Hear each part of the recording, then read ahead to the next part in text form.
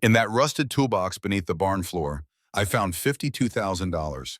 I counted it 3 times because my hands were shaking so badly I kept losing track. Bills wrapped in rubber bands that crumbled at my touch, stacked in neat rows like ammunition in a supply crate. Enough money to change my life. Enough to finally stop sleeping in veterans' shelters. Enough to prove to myself that I wasn't just another broken soldier who couldn't make it in the civilian world. But my grandfather once told me something before he died, back when I was still young enough to believe the world made sense. He said a man who steals is just a man who's forgotten who he is. Bobby Thorne had been the only person who remembered who I was when I had forgotten myself. And that money sitting in my trembling hands, that wasn't mine. It was his last chance to tell his children something he never could say when he was alive. But I'm getting ahead of myself.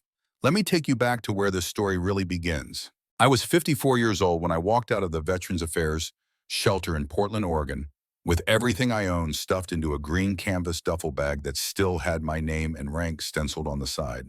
Master Sergeant Marcus Cole Coleman, 28 years in the Marine Corps. The bag was older than some of the men I'd served with. The morning air was cold enough to see my breath, and somewhere in the distance, a truck was backing up, its beeping alarm echoing off the wet pavement. For just a second, that sound transported me. Not to Portland, not to this rainy morning in a city I barely recognized, but to Kandahar, to convoy duty, to the smell of diesel and sand, and the constant awareness that every moment might be your last. I forced myself to breathe. In for 4 counts, hold for 4, 8 for 4. The therapist at the VA had taught me that. She said it would help with the episodes. She was wrong most of the time, but I kept trying anyway because what else was there to do? The shelter behind me was a converted warehouse that housed 43 veterans on any given night. I knew the exact number because I counted them during the nights I couldn't sleep, which was most nights. 43 men who'd served their country and now slept on cots separated by 3 feet of space and whatever dignity they had left. Some were older than me, Vietnam guys with eyes that had seen things they'd never talk about. Some were younger, Iraq and Afghanistan. Kids who'd gone over there thinking they were invincible and come back knowing they were anything but. I'd been there for 6 months. Ever since my medical retirement came through. Ever since I'd finally admitted to myself that I couldn't hold down an apartment, couldn't trust myself to wake up in the middle of the night without thinking I was still over there, still in the fight. The shelter was safe, structured. There were rules, lights out at 10, breakfast at 6, no alcohol, no drugs, no violence. It was the closest thing to military life I could find in a world that didn't operate on clear orders anymore. But that morning I was leaving. Not because I'd figured anything out, not because I was suddenly better, but because I'd made a decision, and once a Marine makes a decision, you follow through. That's what they drill into you. Indecision kills. Hesitation kills. You make the call and you live with the consequences. My decision was about a ranch, a piece of land I'd never seen in a state I'd never lived in. 240 acres in Idaho that had belonged to a man I loved like a brother. A man who'd saved my life more times than I could count. A man who'd been dead for 8 months and whose absence had left a hole in my chest that felt like it might never close. Robert Thorne, Bobby to everyone who knew him, Sergeant Robert Thorne when we served together. The kind of leader who never asked his men to do anything he wouldn't do himself. The kind of friend who wrote you letters every month after you both got out, even when you were too messed up to write back. The kind of man who could look at you across a campfire in the Hindu Kush and know exactly what you were thinking without you saying a word. Bobby had died of a heart attack on his ranch in Idaho, alone working on a fence line. The coroner said it was quick. Massive coronary event. No pain, no suffering. Just there one moment and gone the next. I'd gotten the news from his daughter Grace. A formal email, short, professional, the way lawyers write when they're trying not to feel anything. My father passed away. Services will be private. Thank you for your service together. I hadn't gone to the funeral. Told myself it was because I couldn't afford the bus ticket, which was true, but the real reason was I couldn't face it. Couldn't stand in front of a flag-draped coffin and watch them fold it into that perfect triangle and hand it to his kids. Kids who barely knew him. Kids who'd grown up while he was deployed over and over, until by the time he retired, they were strangers who shared his blood but not his life. The guilt of not going sat in my stomach like a stone. One more regret in a collection that was already too heavy to carry. But Bobby hadn't forgotten about me. Even at the end, especially at the end. 2 months after his death, I'd received a letter, not an email, an actual letter, written in Bobby's blocky handwriting on lined paper that looked like it came from a kid's school notebook. The envelope was wrinkled and the stamp was crooked, like he'd been in a hurry when he mailed it. The letter was short. Bobby had never been much for words. He said he'd bought more land than he could work. Said when I got out, when I finally retired, there was a place for me there. He said working the land had saved him in ways that nothing else could. Not therapy, not medication, not talking, just putting your hands in the dirt and growing something, building something, creating something instead of destroying it. He ended the letter with coordinates, an old habit from our days planning operations. Coordinates to his ranch, and then just 3 words, "Come home, brother." I'd kept that letter in my duffel bag, read it so many times the creases were starting to tear. And every time I read it, I heard his voice. That calm, steady voice that never rose even when rounds were cracking overhead. "Come home, brother." The problem was, I didn't have a home to come back to. My wife Linda had died 2 years before I retired. Cancer. She'd fought it for 18 months, and I'd been deployed for 14 of them. I'd gotten compassionate leave twice, 2 weeks each time. Just long enough to watch her waste away, and not long enough to say even half of what I needed to say. She died in a hospice in Virginia, and I'd been in Helmand Province. By the time I got the call and got on a transport, she was already gone, already in the ground, already part of the earth. We'd never had children. Linda couldn't. Some medical thing the doctors had explained with words that didn't matter because the end result was the same. It would just be the 2 of us. And we'd been okay with that. We'd made plans. After I retired, we'd buy a little place somewhere quiet. She'd have her garden. I'd maybe learn to fish. We'd have time. But time ran out, and all those plans died with her. And when I finally did retire, medical discharge because of shrapnel damage in my shoulder and a traumatic brain injury from one too many IED blasts, there was nobody waiting. No home, no family, just a monthly pension check that barely covered rent and a set of skills that didn't translate to civilian life. So I'd ended up at the shelter, living day to day, going to my VA appointments, trying to figure out what you do when the only thing you've ever been good at is leading men in combat and there's no combat left to fight. Until I saw the auction listing. It was Helen who showed it to me. Helen Marsh. She ran a diner 2 blocks from the shelter. 3 mornings a week, she'd come by with boxes of day-old pastries and coffee in big urns. Said it was easier than throwing food away. But really, she just had a soft spot for veterans. Her husband had been Army, Vietnam, killed himself in 1993. She never said why, but you could see it in her eyes. She understood. I'd been sitting in the common room trying to use one of the donated computers to look for jobs I was never going to get when Helen sat down next to me. She smelled like coffee and cinnamon rolls, and her hair was steel gray and pulled back in a practical bun. She didn't say anything at first, just set a cup of coffee next to me and a pastry on a napkin. Then she pointed at the screen. "You looking for work or looking for reasons not to?" "Both," I said. She smiled at that. Sad smile. Understanding smile. Then she said, "What if you stopped looking for work and started looking for purpose?" I didn't know what to say to that. She reached over and typed something into the search bar. "Estate sales, Idaho." Then she sat back and watched as the results loaded. "A friend of mine knows some people up in Sandpoint," she said. "Beautiful country, mountains, lakes, clean air. Said there's a ranch going for almost nothing because the owners just want it gone." "Why are you telling me this?" "Because you've got that look," she said. "The one my husband had. The one that says you're trying to figure out if the world's better off with you in it or not. And I'm here to tell you it is. But you've got to give yourself a reason to believe that." I stared at the screen, at listings for furniture and equipment and properties nobody wanted. And then I saw it. Thorn Ranch, 240 acres, Sandpoint, Idaho. Starting bid $1,200. My heart stopped. Actually stopped. I could feel it in my chest. A pause. A skip. A moment where everything went quiet. "That's Bobby's place," I said. My voice sounded strange, distant. Helen leaned in to look. She didn't ask who Bobby was. Didn't need to. You should bid on it, she said. I don't have $1,200. She looked at me, really looked at me, the way people do when they're seeing past all the walls you've built. How much do you have? I get my pension next week, 1850. Then bid 1,500. Buy yourself a purpose, Marcus, before it's too late.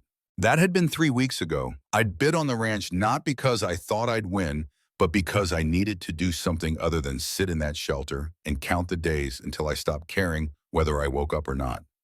I'd bid $1,500, which was everything I had in the world, on a piece of land I'd never seen.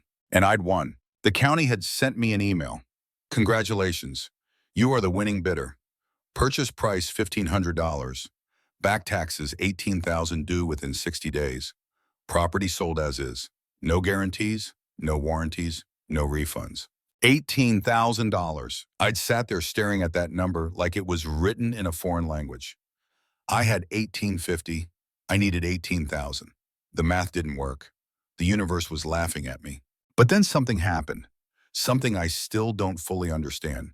The veterans at the shelter found out. Word spreads fast in a place like that. And these men, these broken warriors who had nothing, who were living on disability checks and food stamps and the charity of strangers, they pooled their money. $5 here, $10 there, 20 from a guy who'd been saving for new boots. By the end of the week, they'd raised $800. Helen organized a fundraiser at her diner. Veteran trying to buy land, help if you can. She raised $4,000 in 2 days. People I'd never met handing over cash because someone told them a Marine was trying to make it. The VEA social worker helped me apply for a veterans land grant. Emergency assistance for homeless veterans transitioning to stable housing. Another $5,000. I took every odd job I could find. Day labor at construction sites where men half my age looked at me with pity, but gave me work anyway because I showed up on time and didn't complain. Night shifts unloading trucks at warehouses. Cash under the table. No questions asked. In 40 days, I had $19,000, enough to pay the taxes with $1,000 to spare. I went to the county office and paid it all. Every dollar. Signed papers I barely read. And then a tired-looking clerk with bifocals and coffee stains on his shirt handed me a deed. Registered owner Marcus Coleman, 240 acres, Sandpoint, Idaho. I'd walked out of that office and sat on a bench outside and held that piece of paper in my hands and cried. Actually cried. Big shaking sobs that came from somewhere deep I didn't know existed. Because for the first time in 2 years, I owned something. I had something. I was more than just a number at a shelter. That was 2 days ago. Yesterday I'd packed my duffel, said goodbye to the men at the shelter. Promised to write, knowing I probably wouldn't, but meaning it anyway. Helen had driven me to the Greyhound station, hugged me hard, made me promise to call when I got there. Slipped $200 into my pocket when I wasn't looking. And now here I was, standing at the bus station at 5 in the morning with the one-way ticket to Sandpoint, Idaho, and everything I owned in a green canvas bag. The bus pulled in right on time. I climbed aboard and found a seat in the back. The smell hit me first. That particular mix of diesel and old upholstery and too many bodies in too small a space. I put my duffel on the seat next to me and leaned my head against the window. The bus pulled out of Portland as the sun was starting to think about rising. Gray light filtering through gray clouds over a gray city, we headed east, into the mountains, into country I'd never seen except in photographs. I tried to sleep, but couldn't. My shoulder ached. The shrapnel damage. It always hurt more when the weather changed. I could feel a storm coming. That strange atmospheric pressure that makes old wounds remember they're there. So instead I watched the landscape change outside the window. Cities gave way to suburbs. Suburbs gave way to small towns. Small towns gave way to forest. Dense, evergreen forest that seemed to go on forever. Mountains rose up on either side of the highway. Huge, silent mountains with snow on their peaks, even though it was late spring. I thought about Bobby, wondered if he'd taken the same route when he'd moved up here. Wondered what he'd thought looking out at these same mountains. Had he felt hope? Fear? Relief to be away from everything? I pulled out my phone, scrolled through old emails until I found the ones from him. There weren't many. Bobby had never been good with technology, but once every month or so he'd send something short. One from a year ago, getting the hang of this ranch thing, harder than leading a platoon. But quieter. I like the quiet, Cole. You would too. One from 8 months before that. Saw an elk today, just standing in the north field at dawn. Biggest damn thing I've ever seen outside of combat vehicles. Made me remember why we fought. To protect things like that. Beauty that doesn't know it's beautiful. And then the last one. Sent 3 days before he died. I didn't see it until after the funeral. After Grace's email, after it was too late. Cole, I'm worried about you. You haven't written in 2 months. I know the transition is hard. I know Linda's gone and you're alone and everything feels like it doesn't matter anymore. But it does matter. You matter. When you get this, call me. Anytime. Day or night. Or just come up here. The coordinates are in my letter. Don't make me pull rank, Marine. Get your ass to Idaho. I'd never called, never responded, and now I never could. The guilt sat in my throat like broken glass. The bus stopped in Spokane for a stretch break and driver change. I got off long enough to buy coffee and a sandwich I didn't eat. Back on the bus, more miles, more mountains, more trees. Somewhere past Coeur d'Alene, I finally slept. Not good sleep, the kind of sleep where you're half aware of everything around you, where the rumble of the bus engine becomes the rumble of a Humvee and the movement of other passengers becomes the shifting of your squad. I dreamed about Kandahar, about the ambush, about Bobby pulling me out of a burning vehicle while rounds were snapping overhead, about the smell of burning fuel and flesh and the sound of men screaming. I woke up gasping, sweat on my forehead, heart pounding. The woman across the aisle was staring at me with a mix of concern and fear. I made myself breathe. 4 counts in, 4 counts out. The therapist's voice in my head. You're safe, you're here, you're not there anymore. Except part of me was always there, always would be. The bus pulled into Sandpoint just after 4 in the afternoon. 12 hours on the road. My shoulder was screaming, my back was stiff. I felt every one of my 54 years and then some. Sandpoint was small, population maybe 7,000, one main street, buildings that looked like they'd been there since before I was born. Mountains on every side, a lake you could see glittering between the buildings. The air was different here, cleaner, sharper. It smelled like pine trees and water and possibility. I stood on the sidewalk outside the bus station with my duffel and looked around. A truck drove by, an old Ford, rust on the wheel wells, a dog in the back. The driver waved at me, even though he didn't know me. Small town habit. I was hungry, but I couldn't afford to waste money on a meal. I had $1,000 left. That had to last until I figured out what I was doing. So I walked. Helen had given me directions, written on a napkin in her looping handwriting. Main Street to Highway 95 North, 3 miles, left on Thorn Road. Another 2 miles, can't miss it. Only ranch out there. 5 miles. With a duffel bag and a bad shoulder. I'd humped twice that in full combat load through Afghan mountains. I could manage 5 miles. I walked. The highway took me out of town, past houses that got farther apart, past fields and forests. The sun was starting to drop toward the mountains. Long shadows, golden light, beautiful in a way that made my chest tight. After about an hour, I found Thorn Road, dirt and gravel, narrow, tree-lined. I turned left and kept walking. My shoulder was on fire now. I shifted the duffel to my other side, kept moving. 1 foot in front of the other. The Marine Corps had taught me that. You don't stop. You don't quit. You keep moving until you reach the objective. The sun was touching the mountains when I saw it. A wooden sign, faded paint, Thorn Ranch, and below it an arrow pointing down a long driveway. My heart did that thing again. That stop and skip. Because this was real. This was actually happening. I was here. I walked down the driveway. It curved through trees and then opened up into a clearing.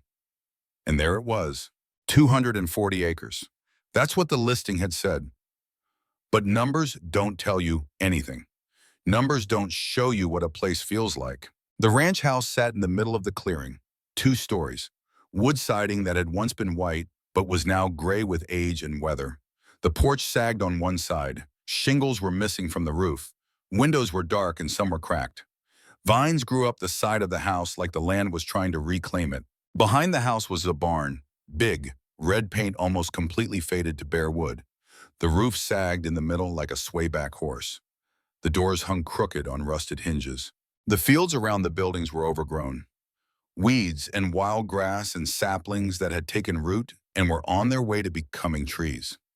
Scattered throughout were pieces of equipment, a tractor rusted to the color of dried blood, a plow that looked like it hadn't moved in a decade, fence posts leaning at drunken angles, wire tangled in the weeds. It was worse than the photos, so much worse. I stood there in the driveway with the last light of the day turning everything gold and red, and I felt something break inside me, some last piece of hope or denial or whatever had been holding me together.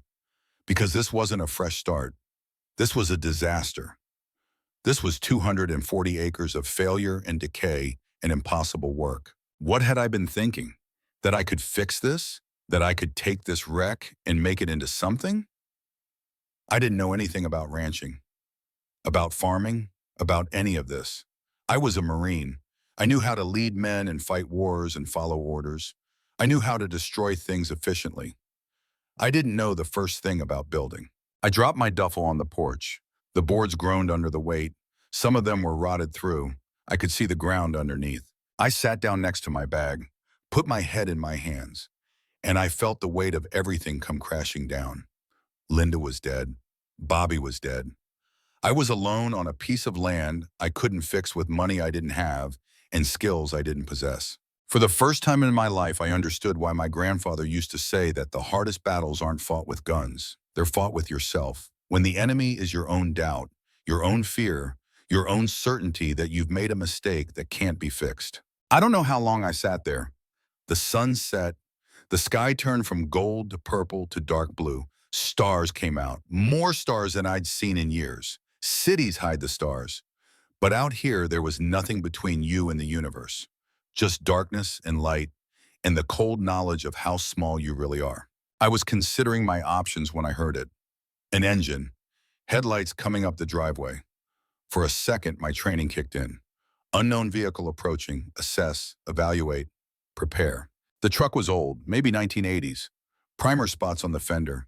It pulled up next to the house and stopped. The engine shut off, a door opened. A man climbed out. He was older than me, maybe 70, maybe more. Hard to tell with men who've spent their lives working outdoors. He was wearing jeans and boots and a flannel shirt, white hair thin on top, face weathered like old leather. But his eyes were sharp, taking me in, measuring. He looked at me sitting on the porch, looked at my duffel bag, looked at the house behind me. Then he smiled, a real smile that reached his eyes. "You must be Marcus," he said. His voice was rough but kind. "Bobby's friend." I stood up. Military habit. You stand when someone addresses you. How did you know? He walked toward me, extended a hand. I shook it. His grip was firm, calloused. The hand of a man who'd worked hard his whole life. "I'm Walter Cunningham. I ranched the land just east of here. Bobby and I were neighbors for 5 years. He talked about you." "He did?" Walter nodded. Said his best Marine was coming home someday. Said when you did, I should look out for you. Make sure you didn't try to do everything yourself first day and kill yourself in the process. Despite everything, I felt a smile try to form. That sounded like Bobby. Walter looked around, taking in the property, the failing light, the overwhelming scope of work needed. Then he looked back at me. "You eaten today?" I shook my head. "Come on then. My wife sent me over with dinner. She saw the lights on last night." Well, she saw what she thought were lights. Realized today it might have been you arriving. Made enough food for 3 people because that's just how she is. He walked back to his truck and pulled out a basket. Actually a basket, like something from a movie. He handed it to me. Inside was fried chicken, potato salad, rolls, apple pie. The smell of that food hit me, and I realized I hadn't eaten since the sandwich I'd bought in Spokane. Hadn't really eaten in 2 days. I don't know what to say. You say thank you and you eat before it gets cold. Then tomorrow you come by our place for breakfast, and we'll talk about what you're planning to do with this land. Walter walked back to his truck, climbed in, started the engine, then he rolled down the window. "Marcus, one more thing." "Yeah?" "Bobby thought the world of you. Whatever brought you here, whatever you're running from or running to, you're not alone out here. Neighbors look out for each other. That's how it works." He drove away, taillights disappearing down the driveway, leaving me alone in the dark with a basket of food and the first kindness a stranger had shown me in longer than I could remember. I took the basket into the house. The front door wasn't locked, wasn't even fully closed. Inside, it was dark and cold and smelled like dust and abandonment.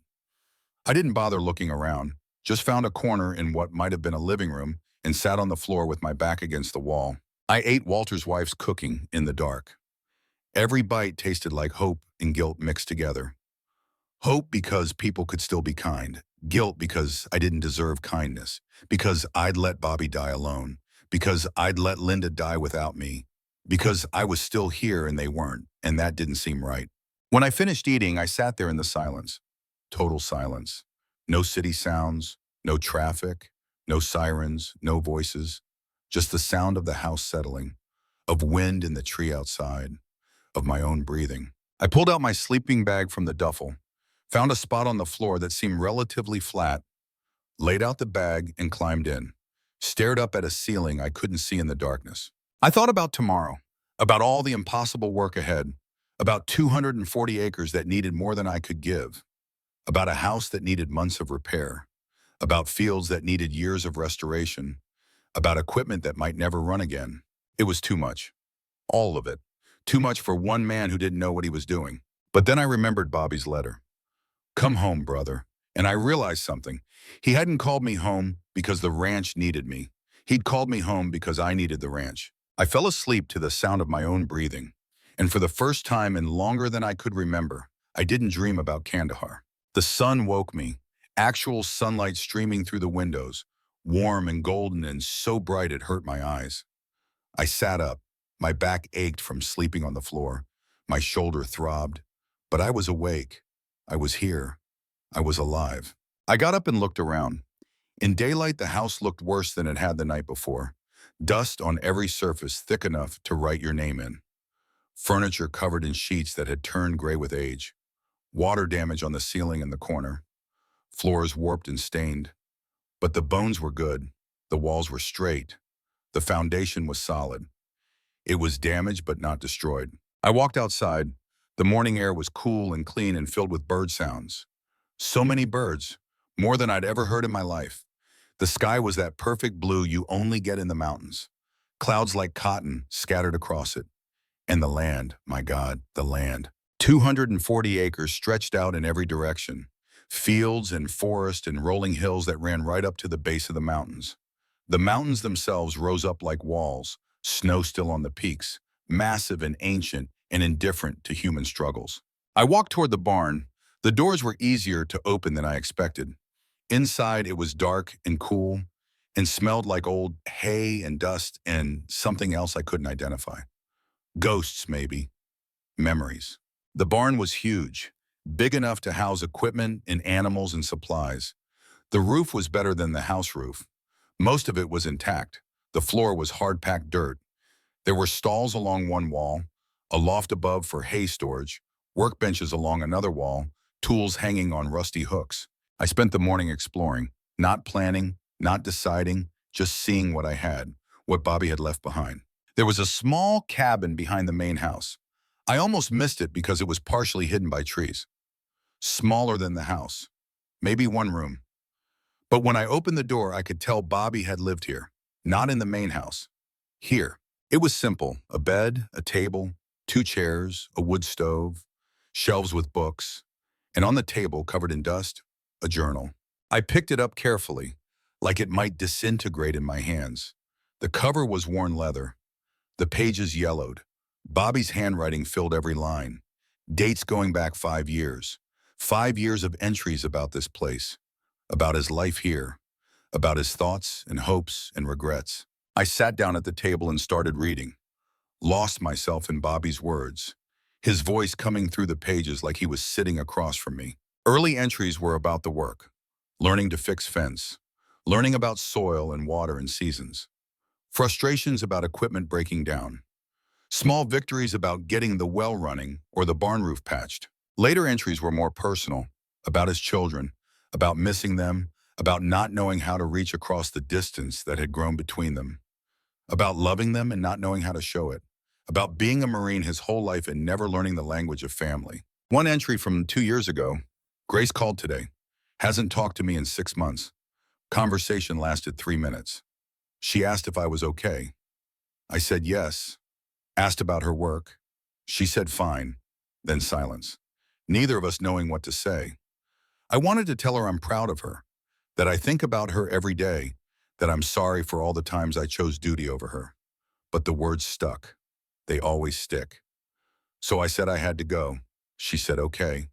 We hung up, and I sat here and hated myself. I kept reading, page after page of a man trying to figure out how to live after a lifetime of war, trying to build something instead of destroy, trying to find peace. And then I found the entry about me. Marcus called last night. Sounded bad, worse than bad. He didn't say it, but I could hear it. He's thinking about ending it. I know because I've been there. Those nights when you're alone and the silence is too loud and you start thinking maybe everyone would be better off if you just weren't here anymore. I told him to come up here, told him the coordinates, told him there's work and land and space to breathe. He said he'd think about it, but I know Marcus. He won't come.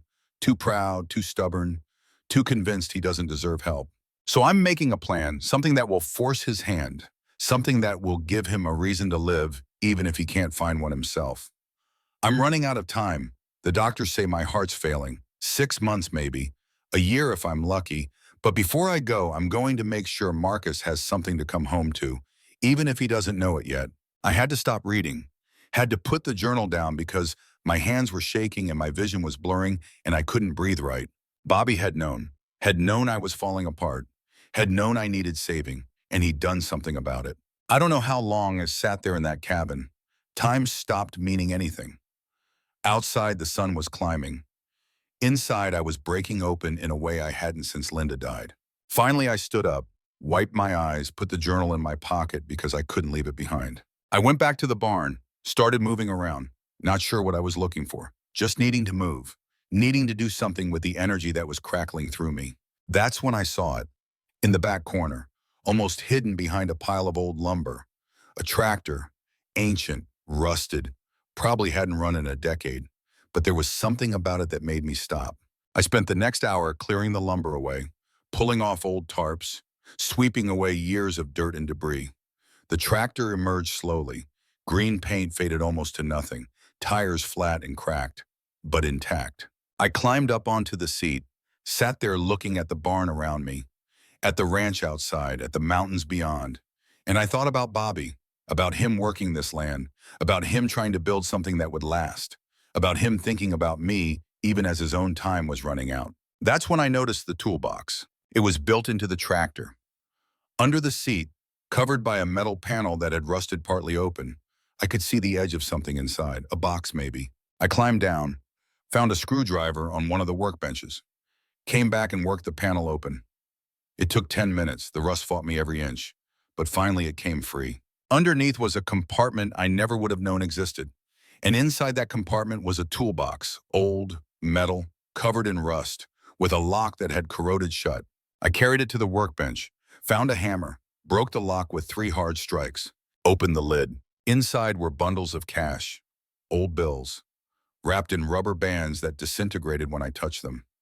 I pulled out one bundle, then another, stacked them on the workbench. When I was done counting, there were $52,000 sitting in front of me. Under the money were papers, a deed, insurance documents, and letters, 4 envelopes, each one with a name written in Bobby's handwriting. Grace, Samuel, Rebecca, Thomas, his children, and at the very bottom, one more envelope, this one with my name, Marcus. My hands were shaking so badly I could barely open it. Inside was a letter, 2 pages, written in that same blocky handwriting I'd been reading in the journal. Cole, if you found this, good. I knew you would. The money is from my military savings and sale of equipment over the years. I was going to give it to my kids, but I realized something. They don't want my money.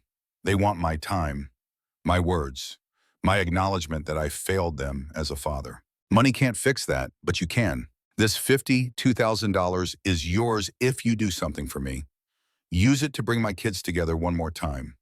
They sold this ranch without ever coming here, without reading the letters I left them, without knowing who their father became after the war. Show them, Cole. Show them that warriors can find peace.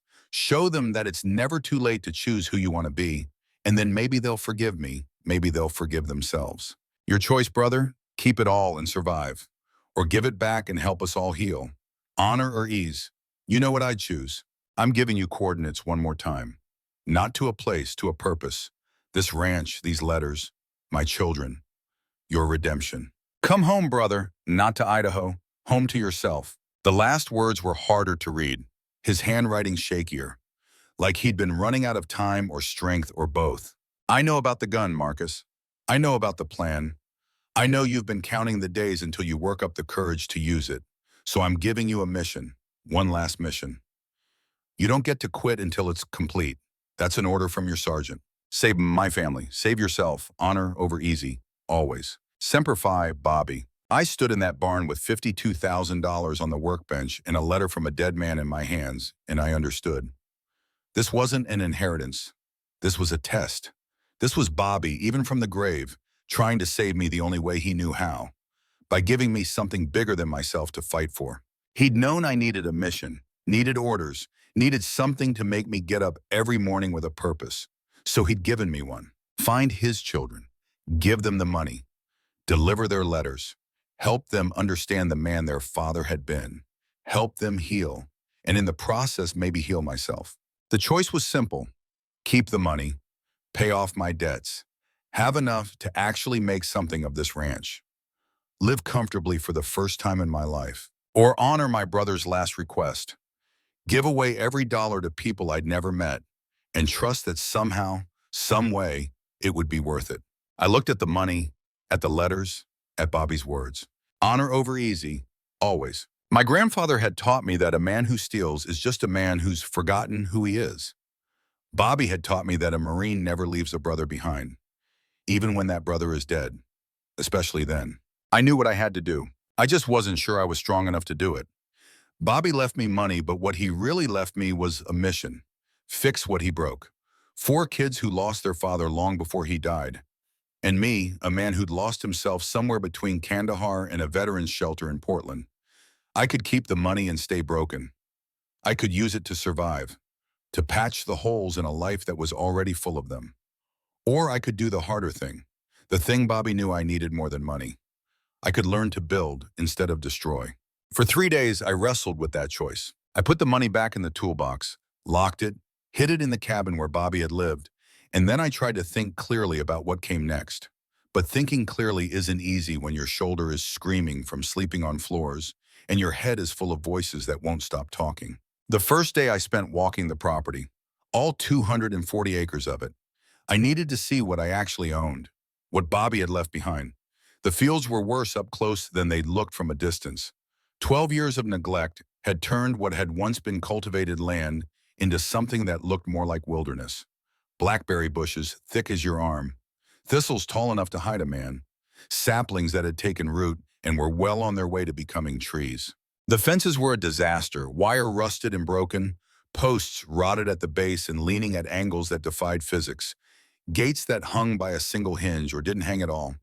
I found sections where the fence had simply ceased to exist, reclaimed by the land, swallowed by time and weather and the relentless patience of nature.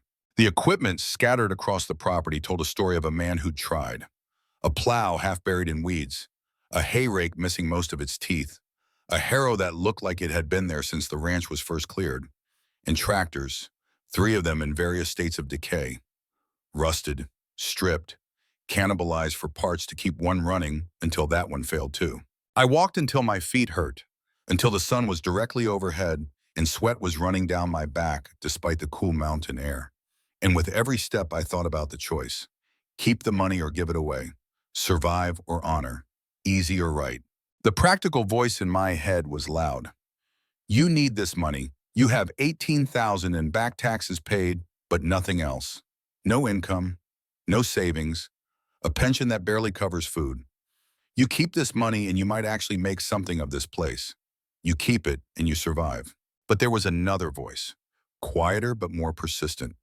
My grandfather's voice, Bobby's voice, the voice of every leader I'd ever served under who taught me that character isn't what you do when people are watching. It's what you do when nobody would ever know the difference. That first night I sat in Bobby's cabin with his journal and read more entries. Found one from 4 years ago that made me stop breathing. Talked to Grace today. She called to tell me she made partner at her firm. I could hear how proud she was. how much she wanted me to be proud of her. I said congratulations, asked about the weather in Seattle, talked about nothing for 5 minutes, and then said I had to go check on the cattle. I didn't have cattle anymore. Hadn't for 2 years. But I didn't know what else to say. How do you tell your daughter that you're proud when you've spent her whole life making her feel like nothing she did was ever enough? How do you bridge 30 years of distance in a 5-minute phone call? I hung up and sat here and thought about all the times I could have said the words she needed to hear. All the times I chose silence instead. I put the journal down, thought about my own father. Dead 20 years now. Marine like me, like his father before him. 3 generations of Coleman men who knew how to fight wars, but not how to say I love you. Not how to be present for the people who needed them most. The second day, I tried to make the main house livable. At least one room, somewhere to sleep that wasn't the floor of a dusty cabin. I chose the smallest bedroom on the ground floor. Swept out years of dirt and mouse droppings, scrubbed the window until I could actually see through it, found an old bed frame in another room and dragged it in. The mattress was shot, but I had my sleeping bag. Working helped, kept my hands busy, kept my mind from spinning in circles. But it also brought up memories, the rhythmic motion of sweeping, the sound of the broom on the wooden floor. Suddenly I wasn't in Idaho anymore. I was in a compound in Helmand Province, sweeping sand that would be back in an hour, listening for the whistle of incoming mortars, watching the horizon for movement. I had to stop, put the broom down, go outside, breathe, count to 4, in and out. Ground yourself. You're in Idaho. You're safe. There are no mortars here. The episodes were getting worse. Or maybe I was just noticing them more because I was alone. At the shelter, there'd been structure, people, noise, things to distract you from the inside of your own head. Here there was just silence and space and too much time to remember things I'd spent years trying to forget. That afternoon, Walter showed up again. I heard his truck before I saw it. That particular sound of an old engine that's been maintained with care, but is still on borrowed time. He pulled up and got out carrying a toolbox and a bag of something that clinked like glass. Thought you might could use some help, he said, and some company. I don't have money to pay you. He looked at me like I'd said something offensive. Did I ask for money? I'm 71 years old, got more money than I need and more time than I know what to do with. Besides, Bobby would haunt me if I let you tackle this place alone. We worked together that afternoon. Walter showed me things I never would have figured out on my own. Which boards in the porch could be saved and which needed replacing. How to check for structural damage. How to spot dry rot before it spread. He worked slowly but efficiently. The way men do when they've been doing something for so long, it's become part of their muscle memory. While we worked, he told me about Bobby, about the man who'd lived here for 5 years, about early mistakes and later successes, about the time Bobby had tried to grow wheat and ended up feeding deer instead, about the winter when the well froze and Bobby had to haul water from the creek for 2 months until spring. Bobby talked about you, Walter said, while we were replacing boards. Said you saved his life more than once over there. He saved mine too. Walter nodded. That's what brothers do. But he also said you were struggling after you got out, after your wife passed, said he was worried about you. I kept working, hammer and nails, simple, straightforward. If a board is broken, you replace it. If only life were that simple. That's why I'm here, I finally said. He left me this place, left me a mission. I'm just trying to figure out if I'm strong enough to complete it. Walter stopped working, looked at me with those sharp old eyes that had seen too much life to be fooled by anything. What kind of mission? So I told him about the money, about the letters, about Bobby's 4 children who'd sold this ranch without ever setting foot on it, about the choice Bobby had given me. Keep it all or give it back and try to heal something that had been broken for decades. Walter listened without interrupting. When I finished, he was quiet for a long moment. Then he said, "You already know what you're going to do." I do? Sure, you're Bobby's brother. Marines don't quit missions. Question is, are you going to do it Bobby's way or your way? What do you mean? He picked up another board, measured it, cut it with a handsaw that was probably older than I was. Bobby's mistake with his kids was he never showed them who he was, just told them. Sent letters they didn't read, made calls they didn't want to take. He told them about the ranch but never showed them why it mattered. So what are you saying? I'm saying if you want those kids to understand their father, You can't just hand them money and letters and expect that to fix 30 years of hurt. You've got to show them what he built. Show them what this place meant. Let them see it through his eyes. The third day, I made a decision. I would find Bobby's children. I would return the money. I would deliver the letters. But first, I would make this place worth coming to. I would work the land, fix what I could, show them that their father's dream wasn't just a pile of broken equipment and failing buildings, that it was something real, something that mattered. I started with the barn. It was in better shape than the house, and I needed shelter for tools and eventually equipment if I could get any of it running. I spent 12 hours that day, replacing boards in the loft, patching holes in the roof with tar paper and shingles I found in a shed, clearing out years of accumulated junk. My hands blistered, my shoulder screamed, my back seized up twice, and I had to stop and stretch until I could move again. But I kept working, because working quieted something inside me, some restless, angry thing that had been eating me alive since Linda died.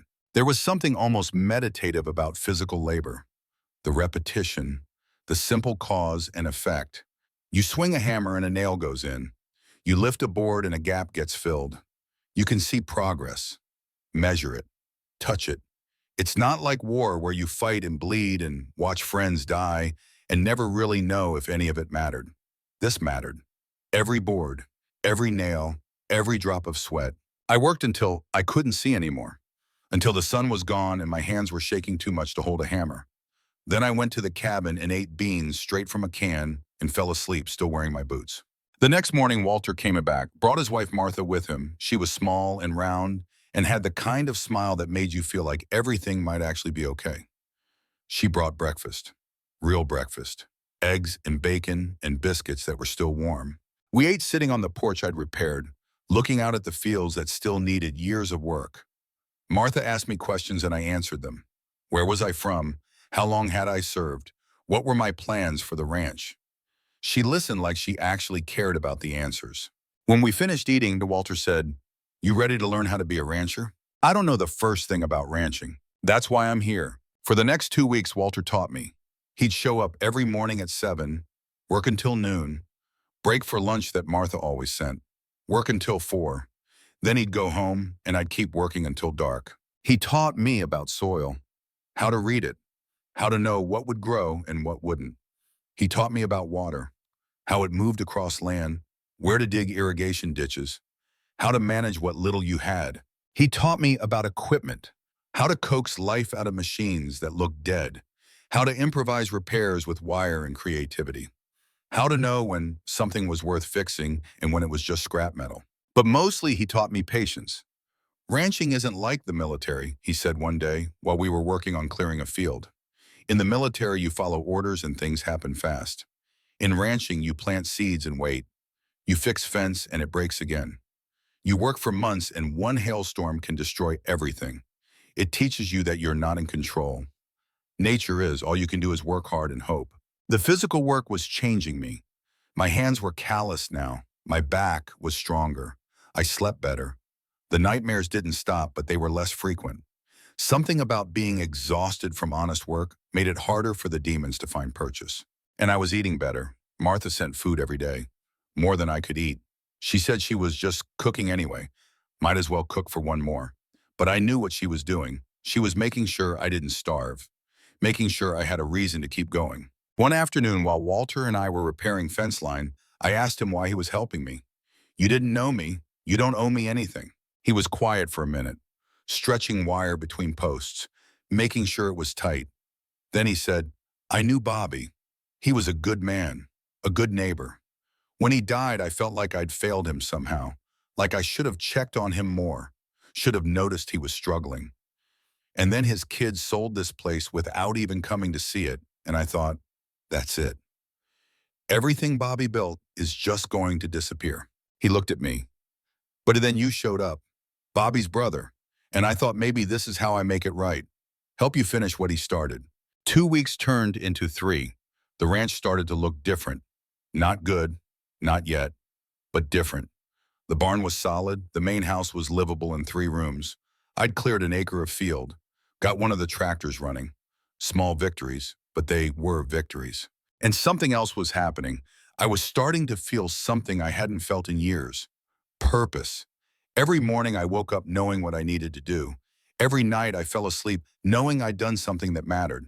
It wasn't much, but it was more than I'd had. But I couldn't avoid the mission forever. The money was still hidden in the cabin. The letters were still waiting to be delivered. Bobby's children were still out there, not knowing what their father had left them. It took me another week to work up the courage to start looking for them. I didn't have a computer, didn't have internet, so I walked into town, found the public library, a small building that smelled like old books and possibility. The librarian was a woman in her 60s named Eleanor. She had reading glasses on a chain and the patient expression of someone who'd helped a lot of confused people with technology. I told her I needed to find some people. She showed me to a computer and said she'd help if I got stuck. I started with Grace, Bobby's oldest, the lawyer. That made her the easiest to find. I searched her name in Seattle and law firms. Found her in 5 minutes. Grace Marie Thorne, 32 years old, partner at Holbrook and Associates, corporate law. There was a photo on the firm's website. She looked like Bobby, same strong jaw, same serious eyes. But there was something hard in her expression, something that said she'd fought for everything she had and didn't trust easy. The firm had a phone number. I wrote it down, moved on to Samuel. Samuel was harder, more common name, but I remembered Bobby's journal mentioned he'd gone into construction. I searched for construction companies in the Seattle area. Called 6 of them asking if they had a Samuel Thorne working there. The 7th one said yes, foreman on their commercial division. They gave me his work number. Rebecca I found through Facebook. Walter's wife Martha had showed me how to use it.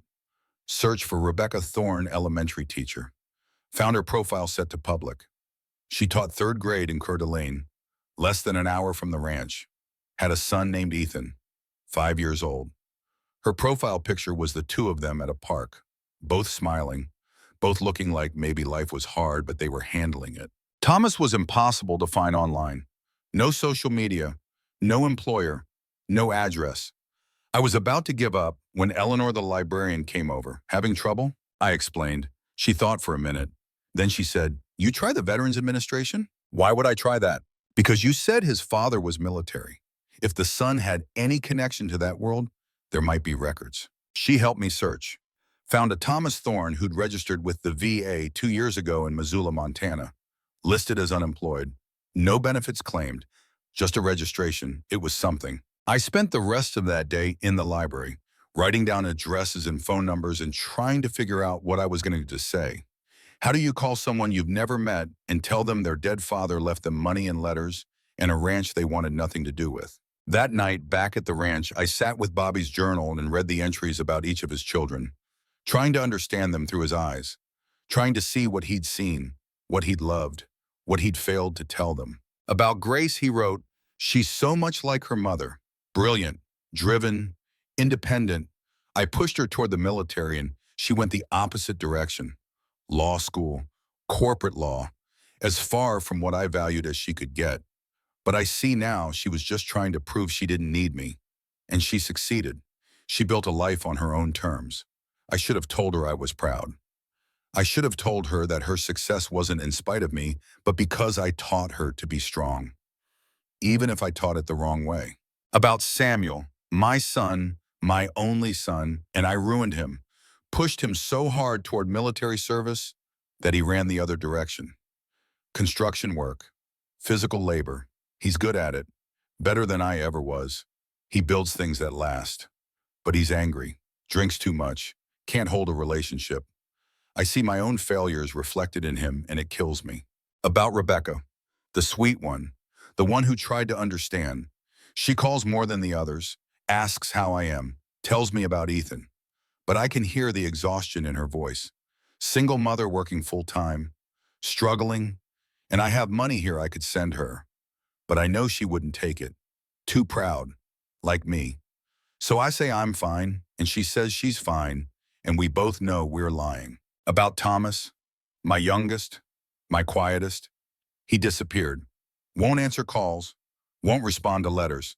Last I heard he was in Montana somewhere, working odd jobs, drifting. I did that to him, made him feel like he'd never be good enough, like finding himself was failing. And now he's lost, and I don't know how to tell him it's okay. That being lost isn't the end. It's how you find out who you really are. I closed the journal. Tomorrow I'd start making calls.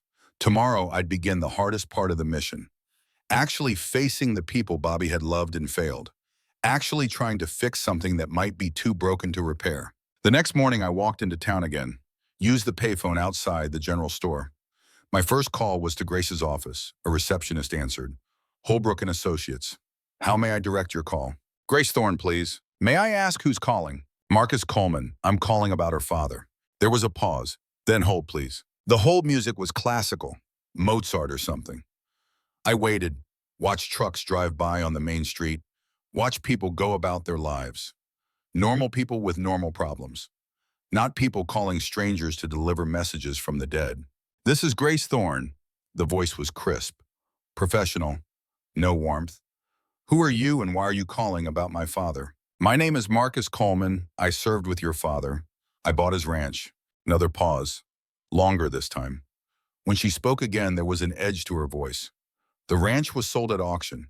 Whatever you found there is legally yours. If this is some kind of scam to get money from the estate, it's not a scam. I found something your father left, money and letters, for you and your siblings. I think you should have them. Money? Her tone was skeptical, bordering on hostile. My father died with nothing. Medical bills took everything. What money could he possibly have left? $52,000, hidden on the property, along with letters he wrote to each of you. The silence on the other end was so complete I thought she'd hung up. Then I heard her breathing.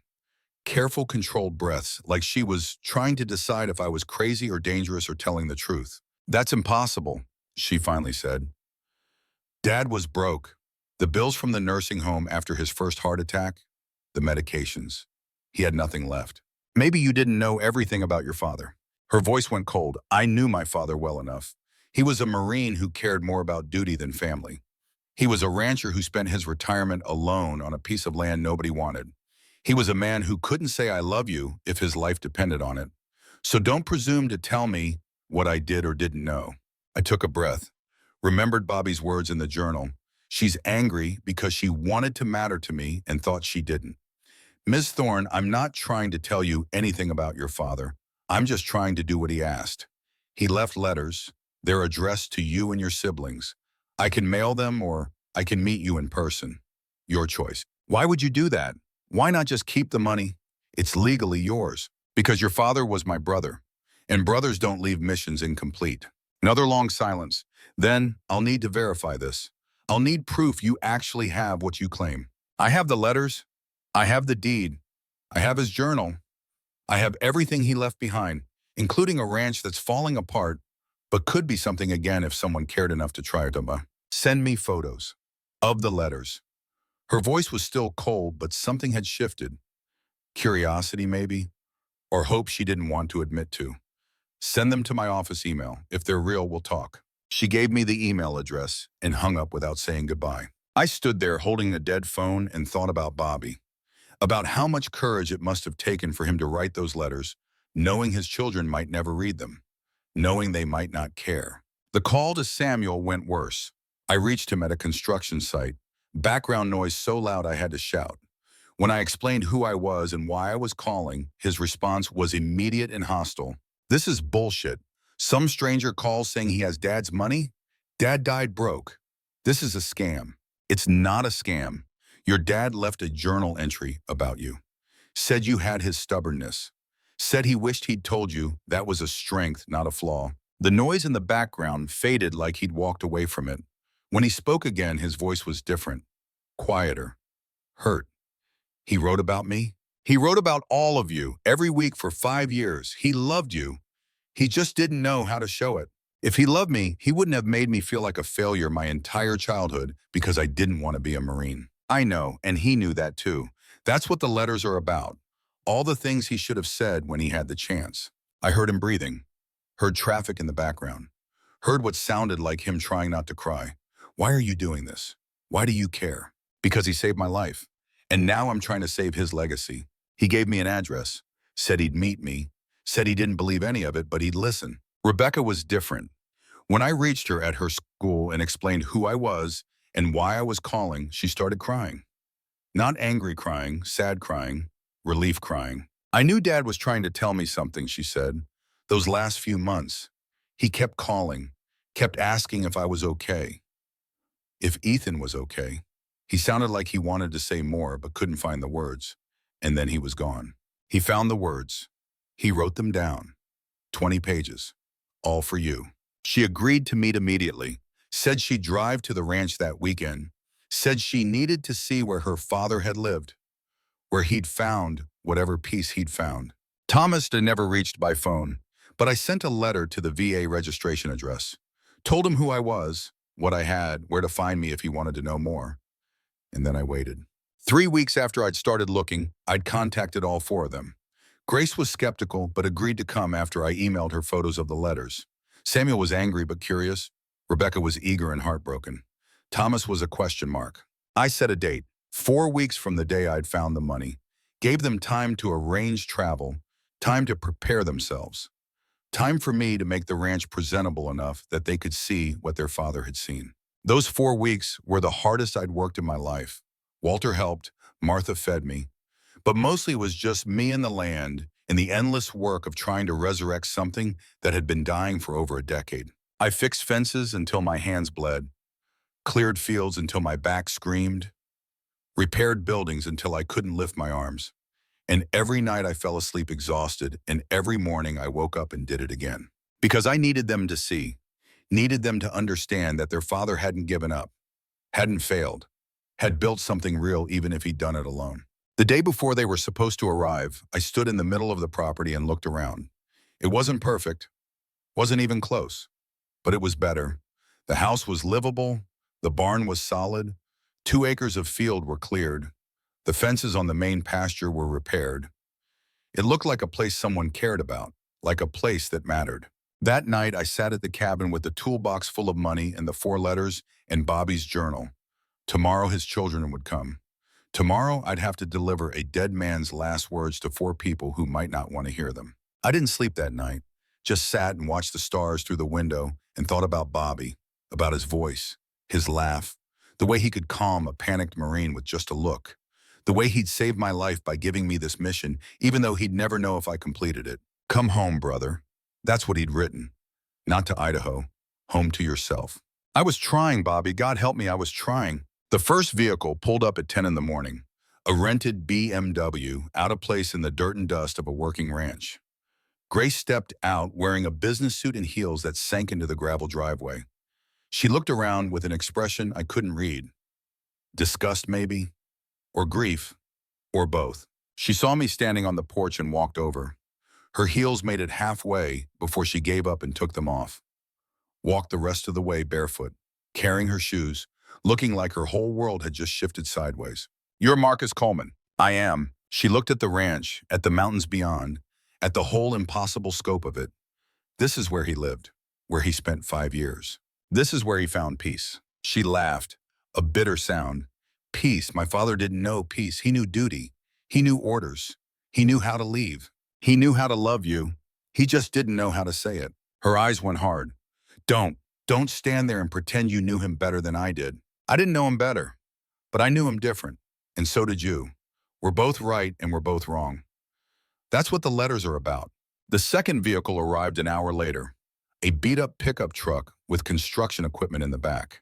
Samuel climbed out. He looked like Bobby, tall, broad-shouldered. But where Bobby had carried himself with quiet confidence, Samuel looked like a man at war with himself.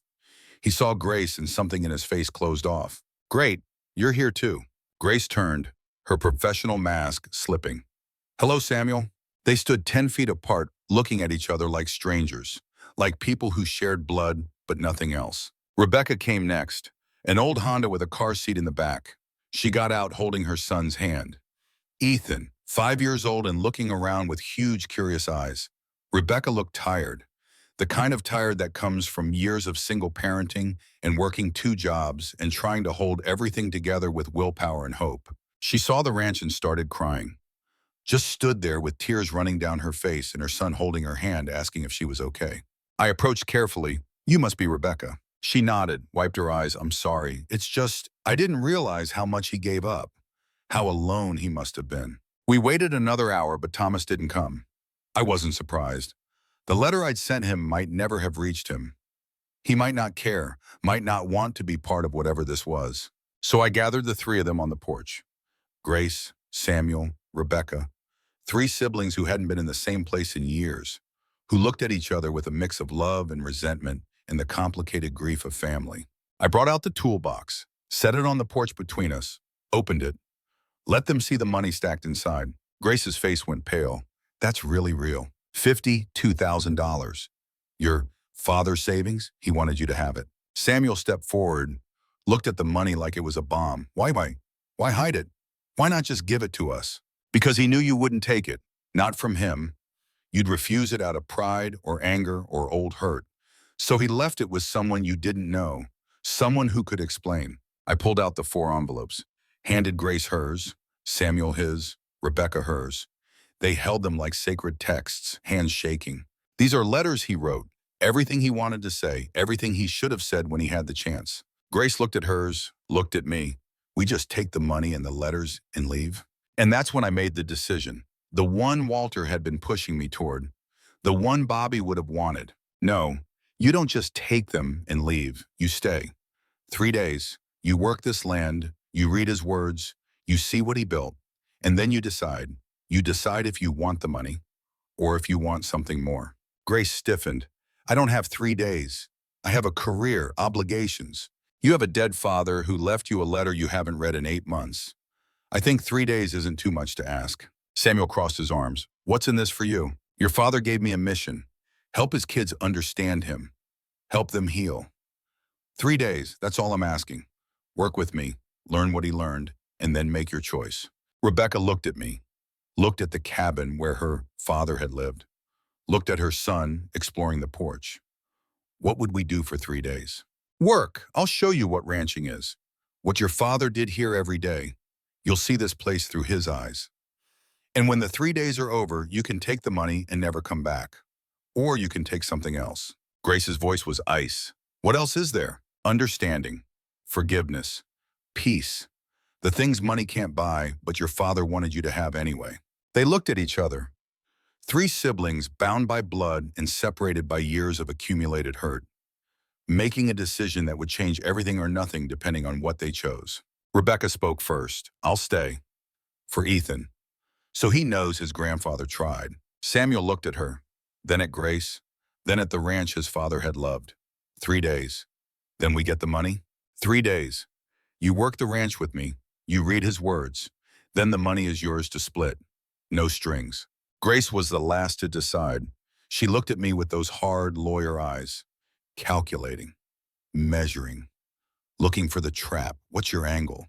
What do you get out of this? I get to complete a mission. I get to honor my brother. I get to maybe help 4 people who are as broken as I am find some piece of what they're looking for. She held my gaze. And if we say no, then I give you the money right now and you leave, and your father's last gift to you is cash you'll spend and letters you'll never read, and the knowledge that you were too afraid to spend 3 days learning who he really was. It was a gamble, pushing them, challenging them. But Bobby had taught me that sometimes you lead from the front and sometimes you push from behind. These 3 needed pushing. Grace looked at her siblings, at Rebecca who was nodding, at Samuel who looked torn, then back at me. Fine, 3 days. But if this is some kind of cult thing or scam, I'll have you arrested so fast your head will spin. Fair enough. Samuel asked the question I'd been waiting for. What about our brother? Thomas? I sent him a letter. Don't know if he got it, don't know if he'll come, but the offer stands for him too. They agreed, 3 days, starting tomorrow morning. I showed them to the rooms I'd prepared in the main house, gave them time to settle, to read their letters in private, to decide if they'd made a mistake. I went back to the cabin, sat with Bobby's journal, and I thought about what I'd just done. Set in motion something that could heal them or hurt them worse. Something Bobby had trusted me to handle. 3 days, 72 hours, to show 3 broken people that their father had loved them, that he'd tried, that it was never too late for understanding. Outside, the sun was setting behind the mountains, painting the sky in colors that didn't have names, And somewhere out there, Thomas Thorne was reading a letter or ignoring it or never receiving it. A fourth sibling who might never know what his father had left him. But 3 out of 4 was a start. 3 out of 4 was more than Bobby had when he died alone on this land. I opened his journal to a random page, found an entry from 6 months before he died. I'm running out of time. The doctor confirmed it today. 6 months, maybe less. My heart is failing and there's nothing they can do. I'm not afraid of dying. I'm afraid of leaving things unsaid. I'm afraid my kids will never know how much I love them, how proud I am, how sorry I am. So I'm writing it all down, every word I should have said, and I'm trusting Cole to make sure they get it. Because if I've learned anything, it's that you can't leave love unspoken. You can't assume people know. You have to say it, write it, show it, before time runs out. I closed the journal, looked out at the ranch I'd been working for a month, at the land Bobby had loved, at the mountains that had witnessed his struggle and his peace. 3 days to finish what Bobby started, to help his children hear the words he'd finally found the courage to write. Tomorrow, the real work would begin. 4 strangers who shared blood, but not love. 3 days to rebuild what 20 years had broken. And letters from a dead man who finally learned to speak. I'd fought wars in deserts half a world away, watched friends die, carried their bodies through fire and sand. But watching these 3 siblings stand on their father's porch holding envelopes they were afraid to open. This was the hardest mission I'd ever had. The first morning I woke them at dawn. Old habit, in the Marines you start before the sun. The land doesn't care about your sleep schedule, and neither does the work. I heard Grace complaining before she even came downstairs. Heard Samuel moving around like a man with a hangover. Rebecca was already up.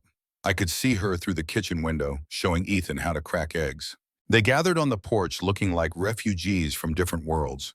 Grace in yoga pants and a designer jacket that probably cost more than I made in a month. Samuel in work clothes that had seen actual work. Rebecca in jeans and a sweater that had been mended at the elbows. And Ethan in superhero pajamas asking if there were horses on the ranch. I had coffee ready, strong enough to wake the dead. Martha had sent over breakfast, biscuits and gravy and scrambled eggs. We ate in silence that felt like a physical presence. The kind of silence that builds between people who have too much to say and no idea where to start. When we finished, I laid out the plan. Grace would handle the business side, go through Bobby's records and files, organize paperwork, use that legal mind of hers to make sense of what he'd left behind. Samuel would work on structural repairs. The barn needed reinforcement. The porch needed finishing. Physical work that would let him burn off whatever anger he'd brought with him. Rebecca would work the garden plot. Bobby had started one behind the cabin, overgrown now, but salvageable. She could bring Ethan, teach him about growing things.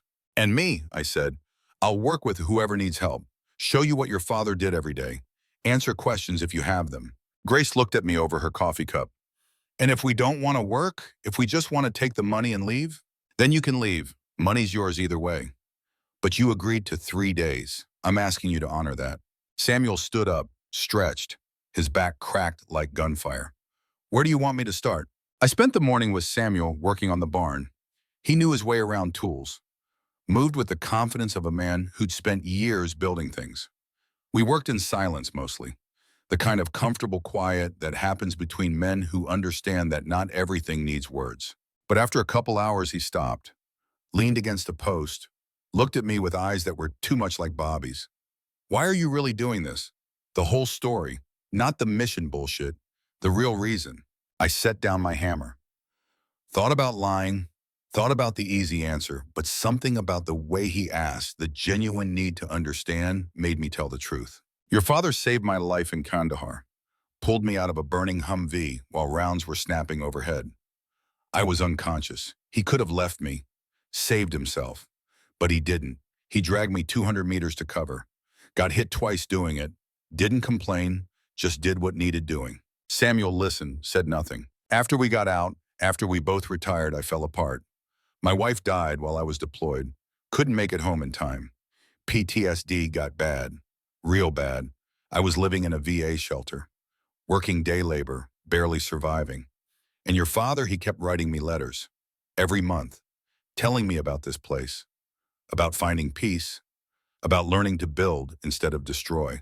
I looked out at the ranch, at the mountains beyond, and then he died, and I couldn't even go to his funeral. Couldn't face it. That guilt, that failure, it was eating me alive. Until I found out about this place, about the auction, and I thought maybe this is how I make it right. Maybe this is how I repay the debt. Samuel was quiet for a long time.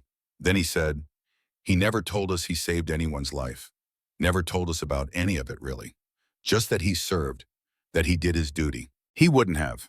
Your father wasn't the type to talk about what he did over there, but he talked about you. All of you, in his journal, in his letters. You were what he was fighting for, what he was trying to get home to.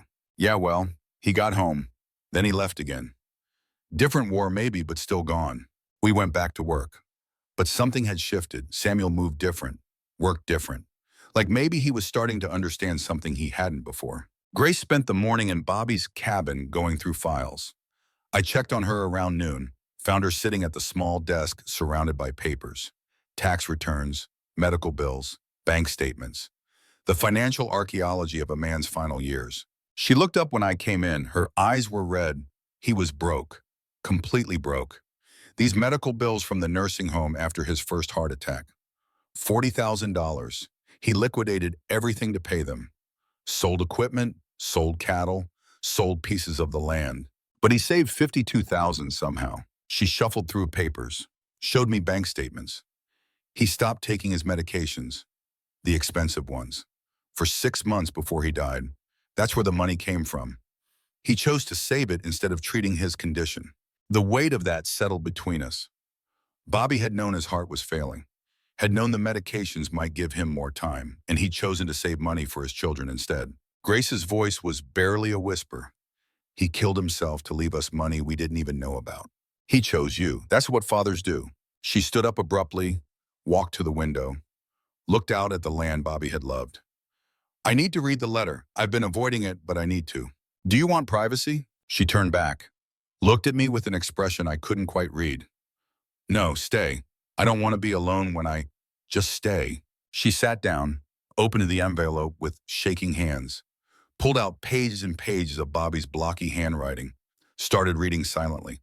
I could see her eyes moving across the lines, see her face changing, see 20 years of armor starting to crack. She read for maybe 15 minutes, never looking up, never stopping.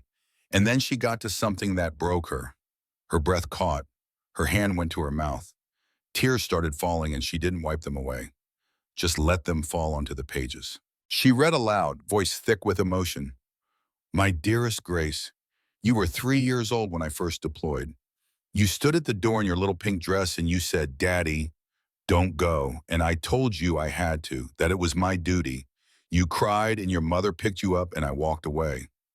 I've walked away from you your entire life, always choosing duty over you. Always believing that serving my country was how I showed love. I was wrong. Grace stopped. Couldn't continue. I waited. When she could speak again, she kept reading. You became everything I hoped you'd be. Strong, independent, successful. But you did it to prove you didn't need me. And you succeeded. You built a brilliant life in a world I don't understand with skills I don't have. And I am so goddamn proud of you. So proud my chest hurts when I think about it. But I never told you, never found the words. Because I thought if I admitted how proud I was, it would be admitting that your success came from getting away from me. And that hurt too much to say. She folded the letter, held it against her chest, closed her eyes. I watched this woman who probably argued cases in front of judges without breaking a sweat, completely fall apart over words her father had written. He was proud of me, she finally said. All this time I thought he was disappointed, thought he saw my career as a rejection of everything he valued, and he was proud. He always was, he just didn't know how to tell you. Why? Why is it so hard for men like him to just say the words? I thought about my own father, about my grandfather, about 3 generations of Coleman men who showed love through sacrifice and service, but never through speech, because we're trained to be hard, to never show weakness, to believe that saying I love you is somehow less manly than dying for what you love. It's wrong, but it's what we're taught. Grace wiped her eyes, looked at me. You're different, though. You can say it. Only because I learned too late what happens when you don't. My wife died without hearing it enough. I live with that every day. We sat in silence, the cabin full of a dead man's papers and a living woman's grief and the beginning of something like understanding. Rebecca spent the day in the garden with Ethan. I found them in the afternoon. She cleared a small section, pulled weeds, turned soil. Ethan was helping, digging with a plastic shovel and asking 1,000 questions the way 5-year-olds do. She looked up when I approached. There were tomato plants here once, I can see the stakes, and herbs along this edge. Rosemary, I think, still alive under all the weeds. Your father planted those, wrote about it in his journal, said gardening taught him patience, that you plant seeds and wait and hope, and sometimes things grow and sometimes they don't. Said it was the opposite of war, where everything happens in seconds and you never get to see if anything beautiful comes from it. Rebecca sat back on her heels, dirt on her hands and her face. She looked younger somehow, less tired. This was his place, where he came to think. He came here to remember what life was about, growing things instead of destroying them. Ethan ran over with a worm, showed it to his mother with pride. Rebecca smiled, told him to put it back gently, watched him run off to do just that. I need to tell you something, she said, about the last time I talked to Dad. I sat down in the dirt next to her, waited. It was 3 days before he died. He called me at work, middle of a school day, which was weird because he never did that. He said he needed to tell me something important. But I was dealing with a parent complaint and a kid who'd fallen off the monkey bars, and I said I'd call him back. I never did. Got home, put Ethan to bed, forgot, and then 2 days later Grace called to say he was gone. Her voice broke. I never called him back. Whatever he needed to say, whatever was so important he interrupted my workday, I never heard it. Maybe it's in the letter. She pulled it from her pocket, still sealed. I've been carrying it since yesterday, too afraid to open it. Why afraid? Because what if he was angry? What if he knew I didn't call back and he wrote about how I failed him one more time? What if his last words to me are disappointment? I thought about Bobby, about everything I'd read in his journal, about the man I'd known. Your father wasn't capable of that. Whatever's in there, it's love. Might be love that comes with regrets or apologies, but it's love. She opened the envelope, pulled out fewer pages than Grace had gotten, maybe 5, started reading. Her eyes moved faster, tears came faster, but when she looked up, she was smiling through them. Listen to this, she said and started reading aloud. My sweet Becca, you were always the one who tried hardest to understand me, the one who called just to check in, who sent photos of Ethan, who invited me to visit even though I never came. You gave, and I just took your love and your effort and your forgiveness and gave back so little. She paused, wiped her eyes, kept reading. That last phone call, I wanted to tell you something important. I wanted to say that I was dying, that I had maybe a month, that I needed to see you and Ethan one more time. But you were busy and I heard the stress in your voice and I couldn't add to it. So I said, never mind, said I'd call back, hung up and sat here and cried like I haven't cried since your mother died. Rebecca's hands were shaking. He was trying to say goodbye. But here's what I need you to know.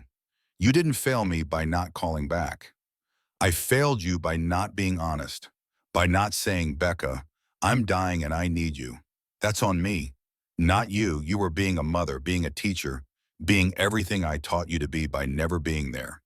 You were living your life and that's exactly what you should have been doing. She put the letter down, looked at Ethan playing in the dirt. I thought I killed him. All this time, I thought if I just called back, he might have told me and I could have come and he wouldn't have died alone. He didn't die because you didn't call. He died because his heart gave out. And he died knowing you loved him. That's what he wrote. That of all his kids, you were the one he never doubted.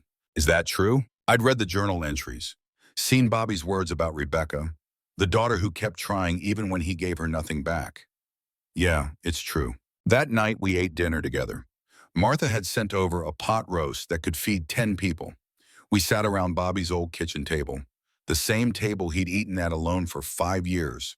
Grace, Samuel, Rebecca, Ethan, and me. It was awkward at first.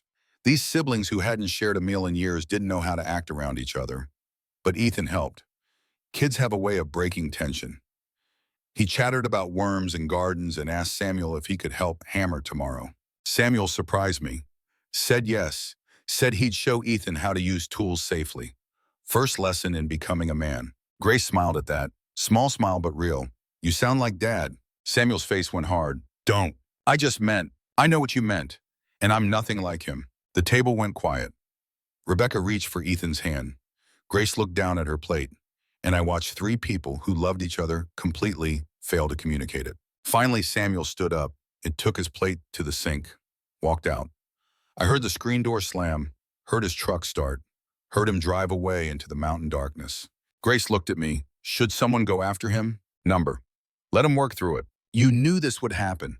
The 3 days, the forced proximity, you knew we'd fight. I knew you'd be honest with each other for the first time in years. Fighting's part of that.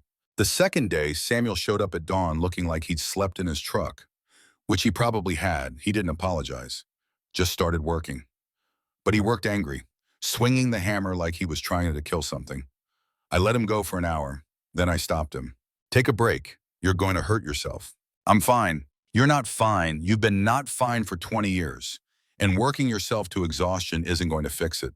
He threw the hammer. Actually threw it. It hit the barn wall and clattered to the ground. You don't know anything about me. I know you're angry at a dead man who can't defend himself. I know you're punishing yourself for not being here, for not being what he wanted, for being exactly what he wanted, but never showing you that. Samuel turned to me, eyes hard, voice harder. He wanted me to be a Marine, wanted me to follow in his footsteps, serve my country, be a hero. And instead, I build houses. I swing a hammer for a living. You know what he said the last time we talked? He asked if I was still doing construction, like it was temporary, like eventually I'd wise up and do something real. Did you read his letter? Samuel reached into his jacket, pulled out the envelope, still sealed, held it up like evidence in a trial. I don't need to read it to know what it says. Then you're a coward. The word hit him like a physical blow. What did you just say? You heard me. Your father died trying to tell you something. Spent his last weeks writing it down. And you're too afraid to read it because you might find out you were wrong about him. I wasn't wrong. Prove it. Read the letter. If it says what you think it says, I'll drive you to town myself. Give you your share of the money. You never have to see this place again. Samuel stared at me, then at the envelope. Then he walked away, went into the barn. I didn't follow, just went back to work. Gave him space to make his choice. An hour later, he came out, eyes red, letter in his hand. He walked up to me, stood there for a long moment. Then he said, he was proud of me. I know. All this time, all these years, and he was proud. Samuel's voice broke on that last word. This big, hard man who swung hammers and built buildings and probably hadn't cried since he was a child. Breaking apart. I didn't know what to do, so I did what Bobby would have done. Put my hand on his shoulder, said nothing, just stood there. He wanted me to read you something, Samuel finally said. Pulled the letter back out, found the page, started reading. Son, I pushed you toward the military because I thought it made me a man. Because my father pushed me and his father pushed him. 3 generations of Coleman men who believed the only way to prove yourself was through service and sacrifice. Samuel's voice was shaking, but I was wrong. You became a man despite me, not because of me. Your hands build things that will stand for generations. Mine only knew how to destroy. You create homes where families will live and love and grow. I created widows and orphans and justified it with words like duty and honor. He looked up from the letter. There's more, pages of it, about how he watched me work on a job site once. Didn't tell me he was there, just watched from across the street. Saw me leading a crew, teaching younger guys, building something real. And he said he cried, actually cried standing there because he realized I was better than he ever was. The weight of those words, the impossible weight of a father's approval coming 20 years too late and 3 months too late and right on time somehow. We worked together the rest of the day, father and son's work, building something that would last. And for the first time, Samuel wasn't angry, wasn't punishing himself, just working, present, here. That afternoon, a motorcycle came up the driveway, old bike, loud pipes, covered in road dust. It pulled up to the house and stopped. The rider got off, took off his helmet, and I saw Bobby's face looking back at me. Thomas, he was younger than the others, 24, lean and weathered like he'd been living rough, beard that needed trimming, clothes that needed washing. But Bobby's eyes, Bobby's stance, Bobby's way of looking at the world like he was waiting for it to hit him. Rebecca saw him first, came running from the garden. Tommy, oh my God, Tommy, threw her arms around him. He stood there stiff, uncomfortable with the contact, but he didn't pull away. Grace came next, more reserved, a hug that was brief and formal. Then Samuel. The brothers looked at each other, some silent communication happening. Then they shook hands. Hard, long. The way men do when they're saying things they can't put into words. Thomas looked around, at the ranch, at the mountains, at the place his father had died. Finally made it. Got your letter 2 weeks ago. Been writing since. You came, Rebecca said. You actually came. Thomas pulled out an envelope from his jacket. Dad's letter. Had it forwarded to me in Montana. Read it. Figured I owed it to him to at least see this place. I approached. Extended my hand. Marcus Coleman. He shook it. Grip strong, calloused, working hands. You're the Marine Dad wrote about you. He did? In the letter. Said if I ever needed anything, if I ever got lost or stuck or couldn't find my way, to find you, said you were the best man he'd ever served with, said you'd help me when he couldn't anymore. I didn't know what to say to that. Didn't know Bobby had written that. Had trusted me with his youngest son's future. That night, all 4 of them were there. Grace, Samuel, Rebecca, Thomas, together for the first time since their father's funeral. Sitting around the table he'd built with his own hands, eating food prepared by neighbors who'd loved him, talking quietly about the letters they'd read. Thomas's letter was different from the others, shorter, but somehow more raw. He read parts of it aloud, his voice rough. Tommy, my quietest boy, my wanderer. I see so much of myself in you. That restlessness, that searching, that feeling like you don't fit anywhere. I had that too before the Marines, and I thought the military fixed it, gave me purpose, direction, a place to belong. Thomas stopped, swallowed hard, continued. But I was wrong. The military didn't fix my restlessness. It just gave it a uniform. I spent 30 years running towards something I thought would make me whole. And when I finally stopped running, I realized I'd left everything that mattered behind. He put the letter down. You do not need fixing, Tommy. You're not broken. You're searching. That's different. That's how you find yourself. I just wish I'd told you that being lost isn't failure. It's part of the journey. It's how you figure out who you really are. The table was quiet. These 4 siblings hearing their father's voice through his written words. Understanding him maybe for the first time. Grace spoke first. We were all lost, all of us, thinking we weren't good enough, weren't what he wanted, and the whole time he was proud of us. Proud and unable to say it, Samuel added, his voice gentle now, not angry, just sad. Rebecca reached across the table, took her brother's hands, took her sister's hand. Can we promise something right now, all of us? What? Thomas asked. That we don't do what he did. That we don't wait until we're dead to tell each other what we feel. That we say it now while we can. The silence that followed was different. Not uncomfortable, not heavy, just 4 people who'd been strangers becoming family again. I'll start, Rebecca said.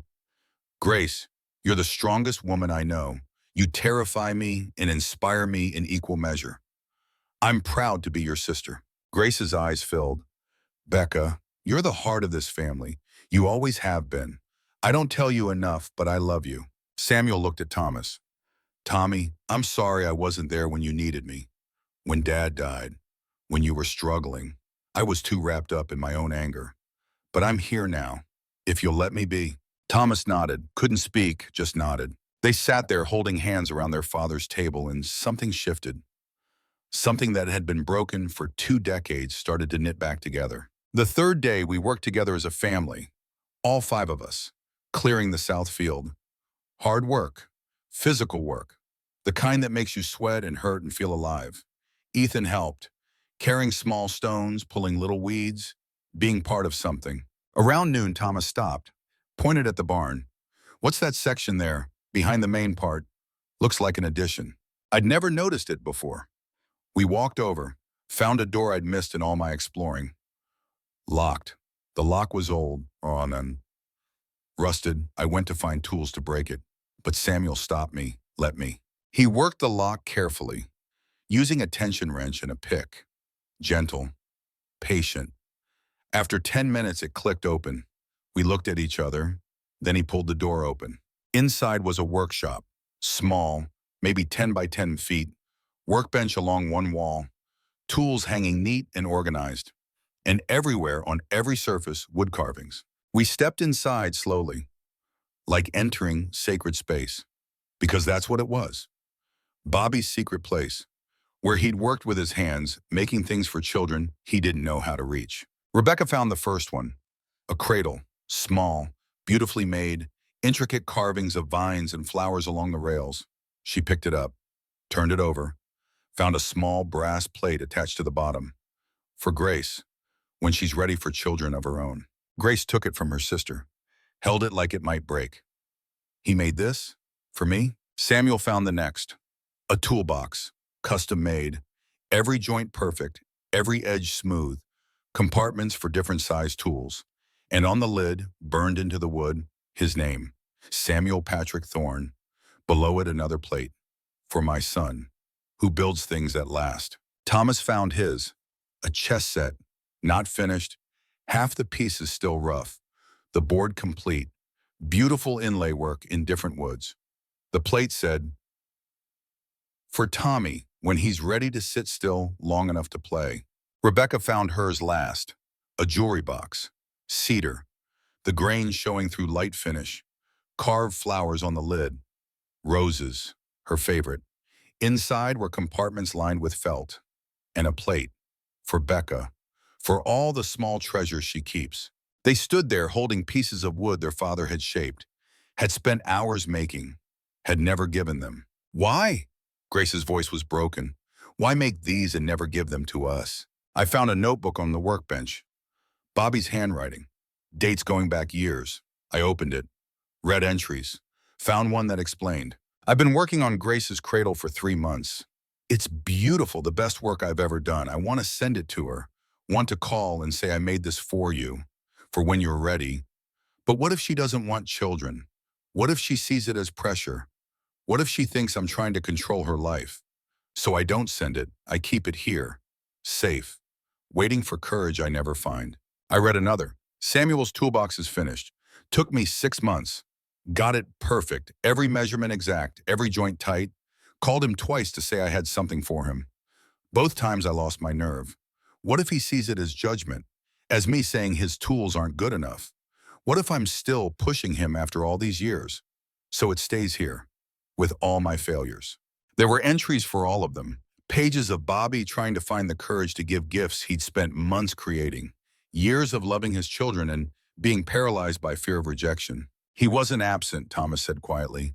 He was here, making things for us, thinking about us. He just couldn't get the words past his throat, couldn't get the gifts past his fear. Samuel set down the toolbox, picked up a half-finished carving, a small horse, perfect detail in the mane. The plate said for Ethan, Rebecca's son, my grandson I'll never meet. He knew about Ethan, Rebecca whispered. He was making something for my son. The workshop was full of love made tangible. Years of effort, hundreds of hours of a man's hands working wood, trying to say through creation what he couldn't say through speech. Grace sank down onto a stool, surrounded by her father's silence made visible.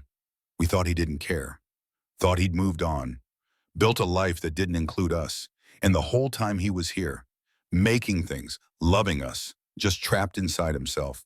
That's what the letters were about, I said. He finally found words, knew he was dying, knew it was last chance. So he wrote everything down, every feeling he'd kept locked away, every word he'd been too afraid to say. Samuel looked at me. You knew, all this time, you knew about this workshop. I didn't, I swear. I'd never seen this door, never knew this existed. But you knew he loved us. The letters, the journal.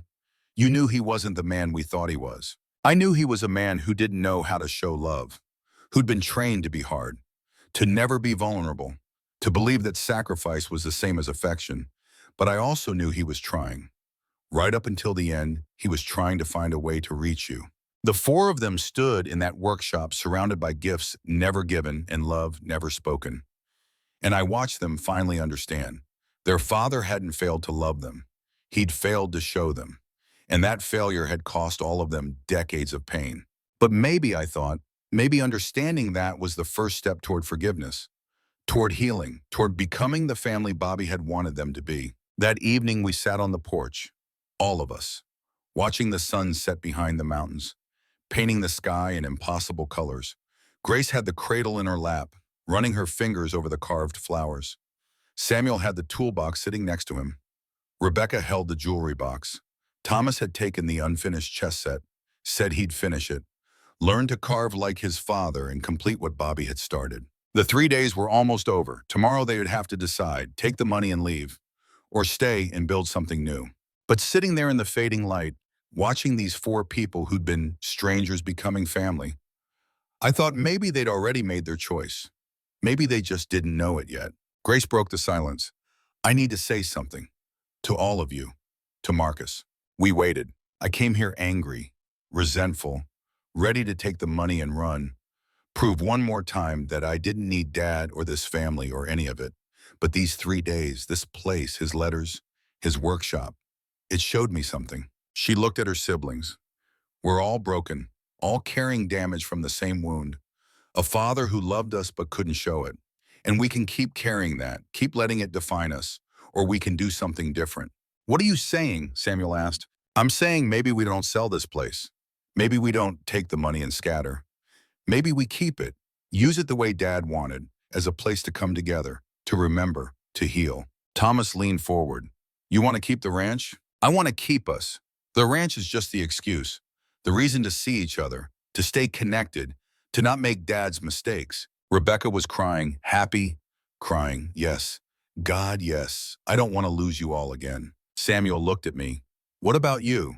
You've been working this place for a month. You've got as much claim to it as we do. Bobby's will actually addressed that, left me 40 acres on the North Ridge, separate from the main property. My piece to do with as I wanted. And the rest? Grace asked. The rest is yours, all of you. Equal shares. Make it what you want it to be. The 4 siblings looked at each other. Some silent conversation happening. Then Thomas spoke. What if we make it something more?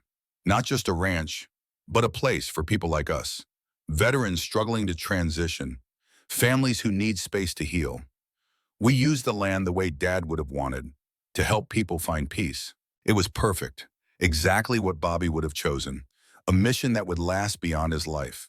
A legacy built not on acres or dollars, but on helping people who were lost find their way home. The vote was unanimous. Keep the ranch. Build something that mattered. Honor their father by becoming who he'd wanted to be. That night, after they'd all gone to bed, I sat in the cabin with Bobby's journal. Opened it to the last entry. The one written 3 days before he died. I'm out of time. Heart's giving out. Doc says days, not weeks. But I'm not afraid. I made my peace. Wrote the letters. Set things in motion. Marcus will find the money. We'll bring my kids together. We'll show them what I couldn't. And maybe they'll forgive me. Maybe they'll understand. Maybe they'll take this place and make it better than I ever could. Maybe they'll learn to say the words I never said. I love you. I'm proud of you. You're enough exactly as you are. If they do that, if Marcus helps them do that, then my life wasn't wasted. Then all the years of silence and distance and failure add up to something good in the end. Semper Fi. Cole. Finish the mission. Save them. Save yourself. Show them all that broken things can be made whole. I closed the journal. Looked around the cabin. Tomorrow the Thorne siblings would start planning their future. Tomorrow they'd begin the work of becoming a family again. Tomorrow everything would change. But tonight I sat in the silence, in the dark, in the peace of knowing I'd completed the mission. Bobby's final orders. Bring his children home. Help them heal. Show them that love, even unspoken love, even paralyzed love, was still love. Mission accomplished, Sergeant. Your kids know now. They understand, and they're going to be okay. We're all going to be okay. Saying yes was easy. Living it was hell. 5 people who barely knew each other trying to resurrect a dead man's dream. We had 1 year. We had $52,000 split between fixing the ranch and running it. We had 240 acres of possibility and absolutely no idea what we were doing. But Bobby had known something we didn't. Breaking ground breaks you open, and sometimes that's exactly what you need. The first month after the 3 days ended was chaos. Pure chaos. Grace had to go back to Seattle. Partner meetings, court dates, a career she'd built over 15 years that couldn't just stop because she'd discovered her father's love in a workshop full of wooden gifts. Samuel had to give notice at his construction job. 2 weeks, then he'd relocate, find work near the ranch, start over at 40 years old in a place where nobody knew his name. Rebecca was the only one who could stay immediately. Her teaching contract ended in June. She had the summer, 3 months to help get things started before she'd have to figure out if there were teaching jobs near Sandpoint or if she'd have to make the hour commute from Coeur d'Alene every day. Thomas had nothing tying him anywhere, which should have made it easy. But a man who spent his whole adult life drifting doesn't just suddenly put down roots because he found a letter from his dead father.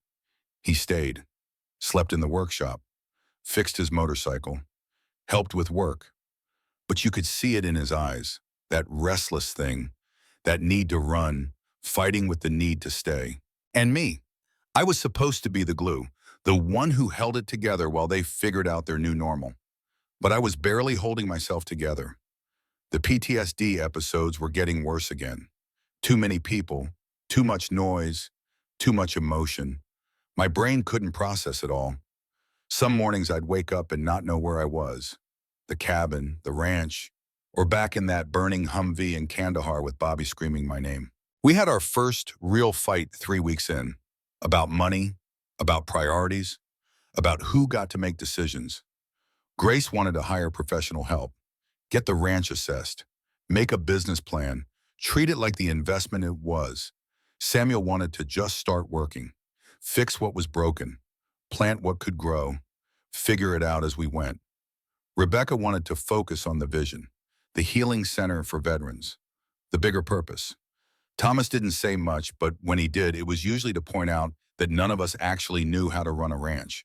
We were sitting around the kitchen table, bills spread out, numbers that didn't add up, arguing in circles, getting nowhere. And then Grace said something that stopped all of us. This is what killed Dad, not his heart.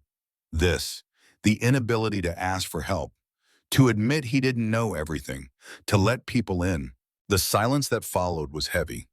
Samuel pushed back from the table, walked out. I heard his truck start, heard him drive away. Third time that week. He's drinking again, Rebecca said quietly. I can smell it on him in the mornings. Grace closed her laptop, put her head in her hands. We've been at this 3 weeks, and we're already falling apart. Thomas spoke up, his voice quiet but clear. Maybe that's okay. Maybe falling apart is part of figuring out how to put ourselves back together right. We looked at him.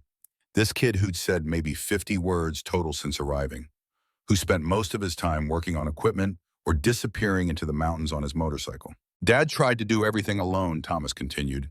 Tried to be strong enough, smart enough, good enough, all by himself. And it killed him. Maybe we're supposed to fall apart so we can learn to help each other up. It was the most I'd heard him say. And he was right. We were trying to be perfect, to prove something, to show Bobby's ghost that we could do what he couldn't. But we were human, flawed, broken in our own ways, and maybe that was okay. Grace called a family meeting the next day. Formal, structured, very lawyer of her. She made a list. Everyone's strengths, everyone's limitations, everyone's commitments outside the ranch. And then she made another list. What the ranch needed, what we could realistically provide, what we'd need to hire help for. The math was brutal. Even pulled together, our resources barely covered operating costs. The $52,000 Bobby had saved would fix critical infrastructure, but it wouldn't sustain us long term. We needed income, which meant we needed to actually produce something worth selling. Walter came to that meeting, brought his 45 years of ranching experience, told us hard truths we didn't want to hear. You're starting too late in the season for most crops. You don't have equipment that works, don't have irrigation set up right, don't have the knowledge to avoid beginner mistakes. If you try to do too much too fast, you'll fail. And failure this first year might kill your will to try again. So what do we do? Rebecca asked. Start small, real small. Pick one thing, get good at it, build from there. We picked vegetables, 20 acres. Summer crops that could go in late. Tomatoes, squash, beans, things that grew relatively easy and sold at farmers markets.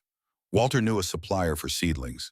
knew how to set up basic drip irrigation, knew which fields had the best soil. It would take all of us, every spare moment, and it still might not work, but it was a start. Samuel came back 2 days later, showed up at dawn, sober, looking like he hadn't slept. He found me working on the irrigation lines, stood there for a minute just watching. Then he picked up a shovel and started digging. We worked in silence for an hour, the sun rising, the mountains turning gold, the physical rhythm of labor. Finally, he stopped, leaned on the shovel, looked at me. I'm an alcoholic, have been for 10 years. Started after Dad and I had a big fight. He wanted me to go back to school, get a business degree. I told him I was happy with construction. He said I was wasting my potential. We didn't talk for 2 years after that. I kept working, let him talk. I quit drinking for 6 months about 3 years ago. Thought I had it beat. Then Dad died and I wasn't even sad, just angry. Angry he died before we could fix things. So I got drunk, stayed drunk for a month, and I've been managing it since. Functional alcoholic, work during the day, drink at night, wake up, do it again. Why are you telling me this? Because I can't do it here. Can't build something real while I'm half drunk every night. Can't be the brother my siblings need. Can't honor what Dad wanted. Not like this. He looked at me, eyes clear, face hard. I need help. Don't know how to ask for it. Don't know what it looks like. But I need it. I thought about the VA, about group therapy, about the men I'd met in the shelter who fought this same battle every day. Some won, some didn't. The ones who won were the ones who admitted they couldn't do it alone. There's a VA program in Coeur d'Alene, 60-day inpatient. They helped a guy I knew at the shelter. He's 3 years sober now. Samuel nodded. 60 days, middle of planting season. Yeah, he was quiet, thinking, calculating. Then I'll do it. But you have to promise me something. What? Don't let them sell this place while I'm gone. Don't let them give up. Make them stick it out.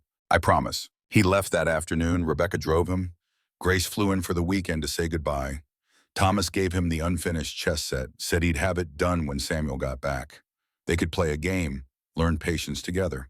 Watching Samuel drive away was hard. This big, strong man who'd spent his whole adult life pretending he was fine, finally admitting he wasn't. It took more courage than anything I'd done in combat. More courage than most people ever find. With Samuel gone, we were down to 4. Grace could only come on weekends. So really it was Rebecca, Thomas, and me doing the daily work. And Ethan, 5 years old and convinced he was a real rancher. We planted 20 acres, thousands of seedlings, back-breaking work. My shoulder screamed every night, but we got them in, got the irrigation running, set up basic trellises for tomatoes, mulch to keep weeds down, did everything Walter told us to do. And then we waited. Because farming isn't like construction, where you build something and see immediate results. You plant, you water, you hope, and you wait for nature to decide if your effort was worth anything. 2 weeks after planting, we got a late frost. Came out of nowhere. Temperatures dropped to 28 degrees. We woke up to fields covered in white, ice crystals on the leaves. And we knew. Just looking at it, we knew. Half the plants died. Just gone. Thousands of dollars, weeks of work, turned into brown wilted stems overnight. Rebecca sat in the dirt and cried. Thomas kicked a fence post so hard it cracked. I called Grace, told her, heard the defeat in her voice, even as she tried to sound optimistic. That night we sat on the porch, silent, watching the sun set, thinking about quitting, about how easy it would be to just sell everything, take the money, walk away, let Bobby's dream die with him. Walter showed up, like he had a sixth sense for when we needed him. Brought Martha.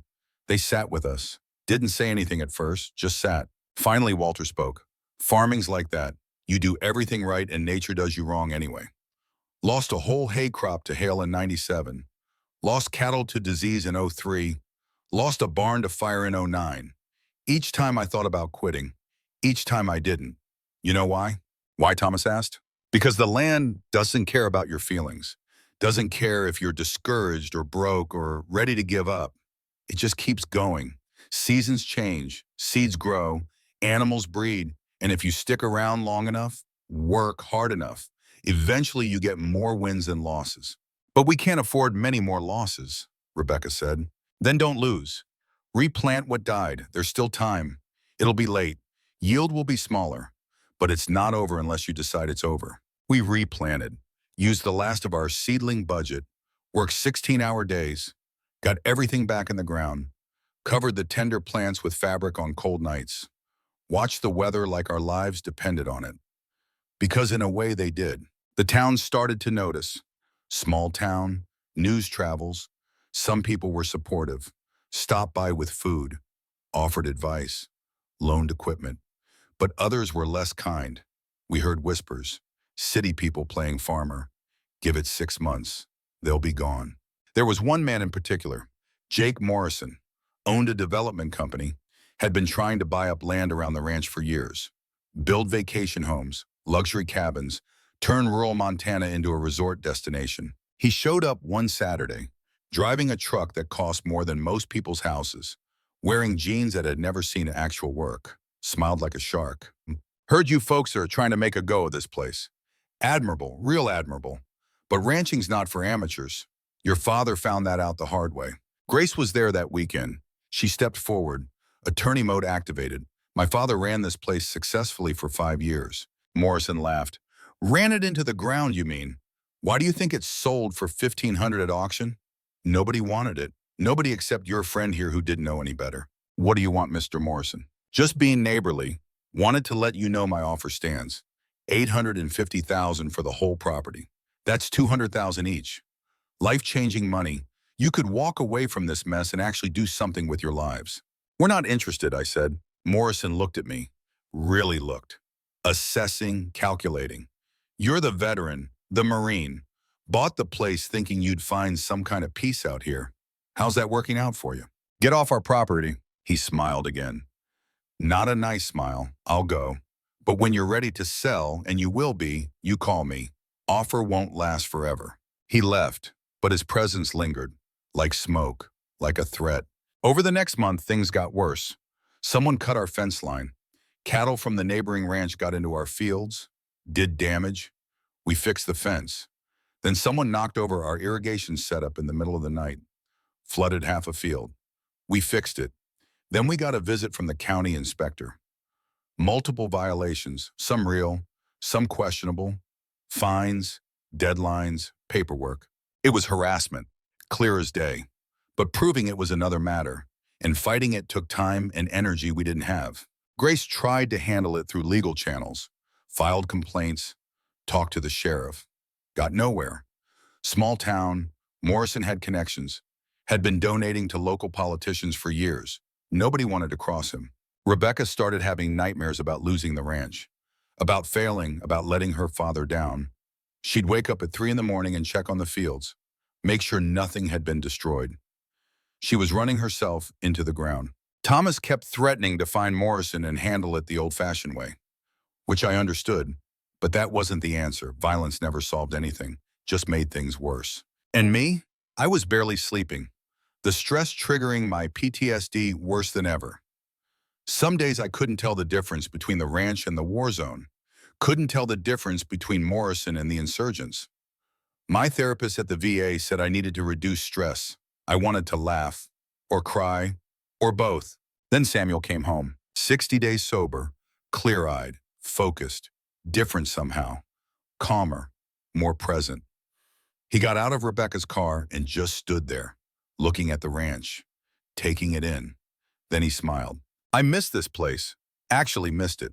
We filled him in on everything, the frost, the replanting, Morrison's harassment, the violations, the struggle, all of it. He listened, didn't interrupt, just absorbed it all. When we finished, he said one thing, good. Good? Grace was incredulous. How is any of this good? Because now we know what we're made of.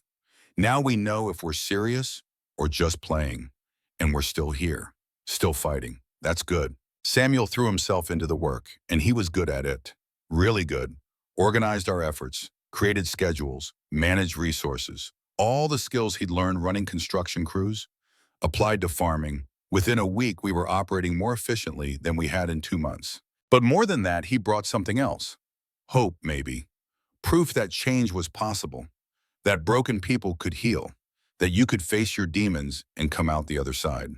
One night around the dinner table, he told us about rehab, about the other men there. veterans mostly, struggling with addiction, with PTSD, with the impossible transition from military to civilian life. There's so many of them, he said.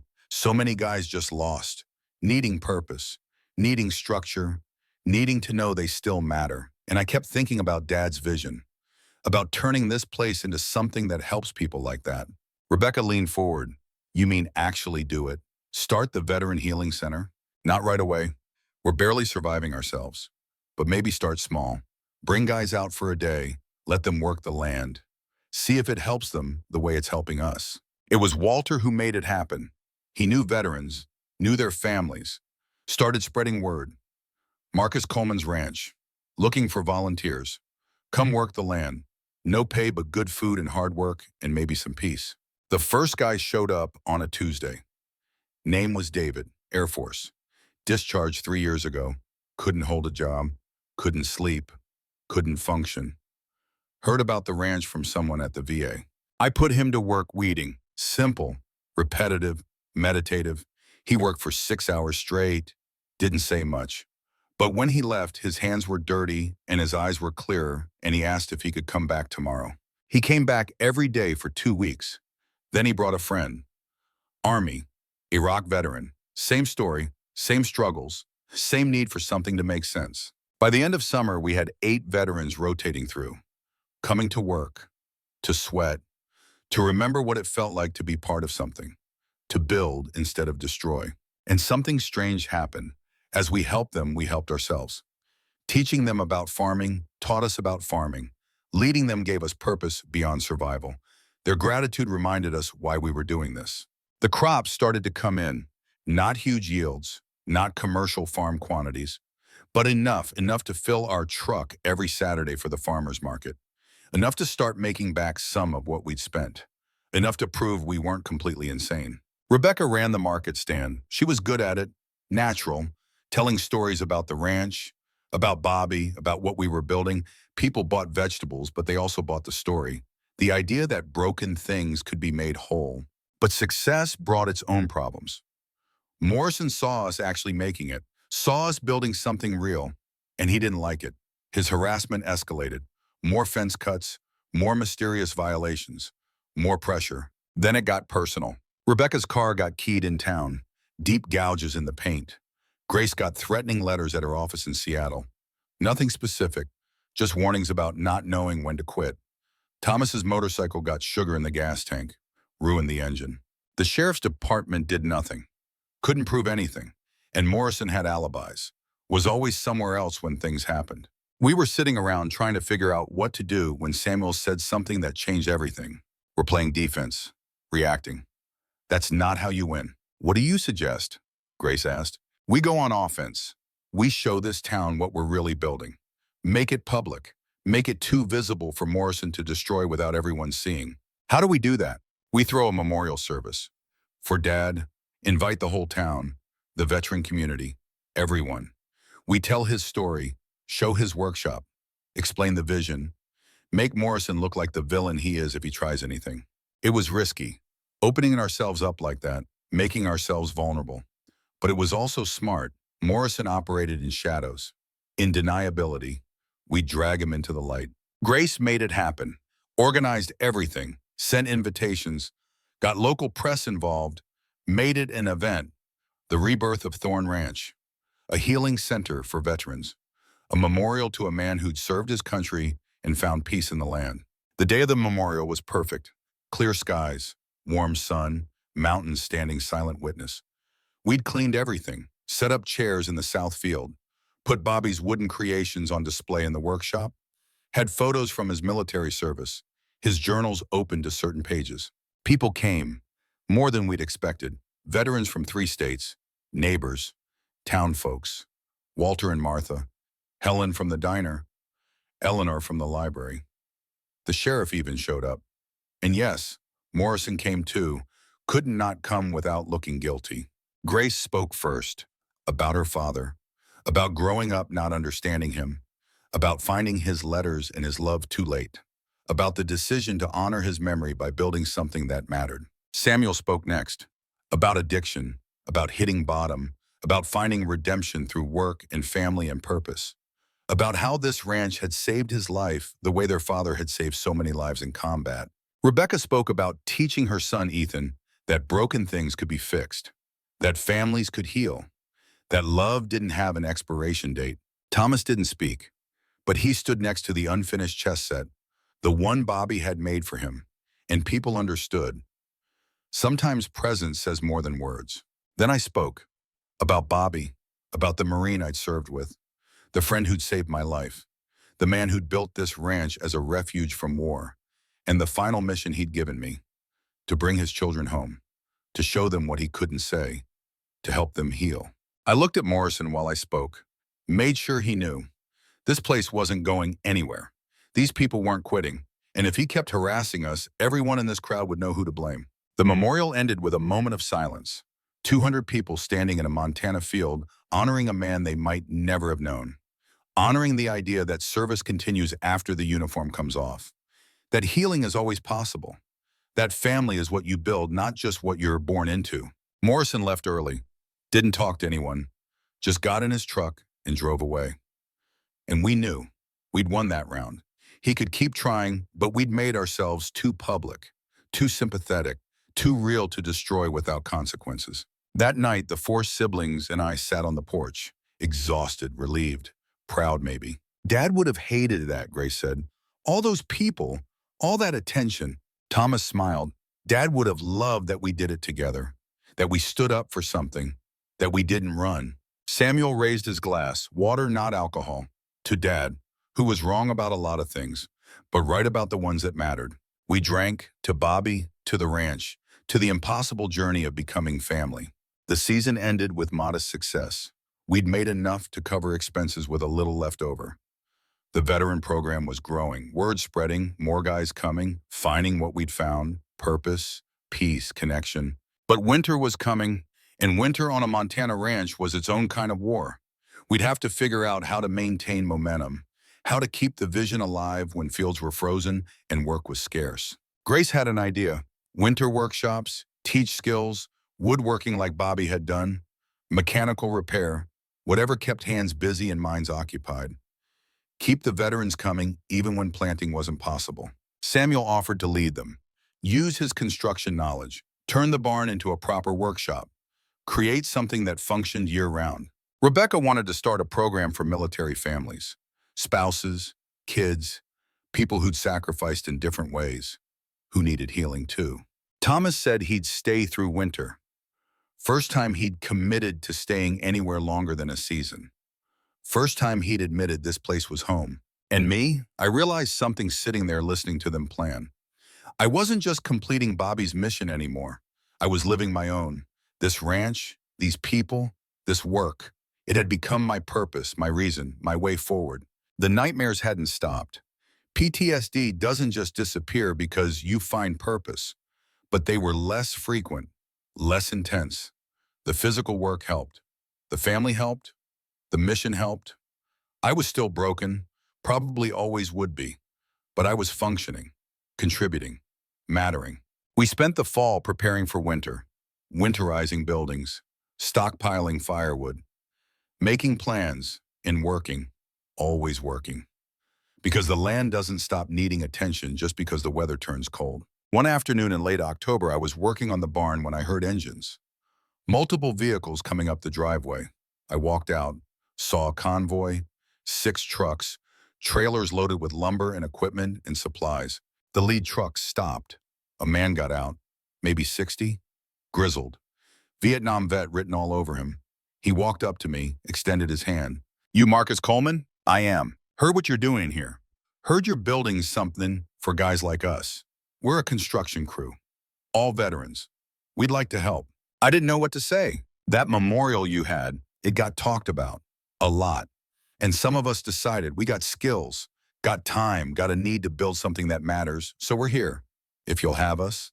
Over the next 3 days, 40 veterans showed up, with tools, with knowledge, with a need to be part of something bigger than themselves. They rebuilt the barn properly, with insulation and heating, turned it into a workshop that could function year-round, built bunkhouses for visitors, fixed the main house roof, repaired fences, did in 3 days what would have taken us months. They didn't want payment, didn't want recognition, just wanted to help, to be part of the mission, to honor a fallen brother they'd never met by helping his family succeed. Standing in the middle of all that organized chaos, I understood something Bobby had known all along. Service doesn't end when the war does. It just changes form. And sometimes the battles you fight at home matter more than the ones you fought abroad. Samuel found me watching the work, stood next to me, silent for a moment. Then he said, "We're going to make it. Actually make it." "Yeah, I think we are. Not just the ranch, us, the family. We're going to be okay." I looked at him, this man who'd been destroying himself 6 months ago, who'd had the courage to ask for help, who'd come back stronger and clearer and ready to build something real. "Yeah, we're going to be okay." That night, we fed 40 veterans in the barn. Martha and Helen and a dozen other women from town showed up with food, enough to feed an army, which was fitting since that's what we were, an army of the broken trying to rebuild each other. I watched the Thorne siblings moving through the crowd, Grace talking to an older vet about legal help he needed, Samuel organizing tomorrow's work crews, Rebecca teaching someone's daughter about the garden, Thomas showing a kid his age how to fix motorcycle engines. This was what Bobby had wanted, not just a ranch, but a place, a community, a mission that continued beyond any one person. And his children were making it real. We'd lost battles, would lose more. Winter would be hard, there'd be setbacks, struggles, maybe even failures. But we weren't quitting, weren't running, we were building, together, the way Bobby had hoped we would. Late that night, after everyone had left, I sat in the cabin. Bobby's cabin, my cabin now. And I pulled out his journal one more time, read the entry from his final week. "I'm dying, but I'm not afraid. I've set things in motion, given Marcus his mission, given my kids a chance, given this land a purpose. What happens next is up to them.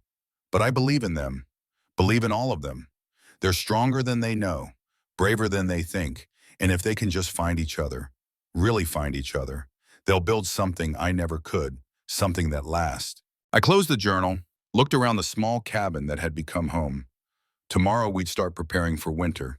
Tomorrow there'd be new challenges, new work, new reasons to get up before dawn and push through exhaustion.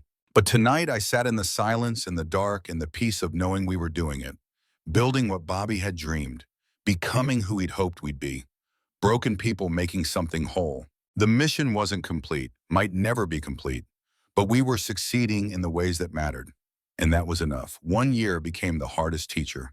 We'd planted crops and lost them to frost, built fences and watched them fall, fought each other and somehow became family. Samuel was 18 months sober. Rebecca's son Ethan was thriving in the mountain air. Thomas had found purpose fixing equipment and teaching younger veterans skills their fathers never taught them. Grace had found something she'd never had in her Seattle office. People who needed her not for her success, but for her presence. And me, I found what Bobby had promised. Peace through the land. Not the absence of struggle, but the presence of meaning. But the year wasn't over, and neither was Bobby's final lesson. The first real harvest came in late August. Not huge, not commercial farm numbers, but real. Tomatoes by the bushel, squash that filled 3 trucks, beans we sold to restaurants in Sandpoint and Coeur d'Alene, green peppers that the farmers market customers bought out in 2 hours. We'd done it, actually done it, turned abandoned land into productive earth. The day we brought in the last of the harvest, Samuel stood in the middle of the field holding a tomato like it was made of gold. He had dirt on his face and sweat on his shirt and a smile I hadn't seen since he arrived. We grew this. We actually grew this. Grace was there for the weekend. She'd been coming every other weekend for a year, missing fewer court dates than she'd expected, delegating more than she'd thought possible, finding out that being a partner meant you could make your own schedule if you were willing to fight for it.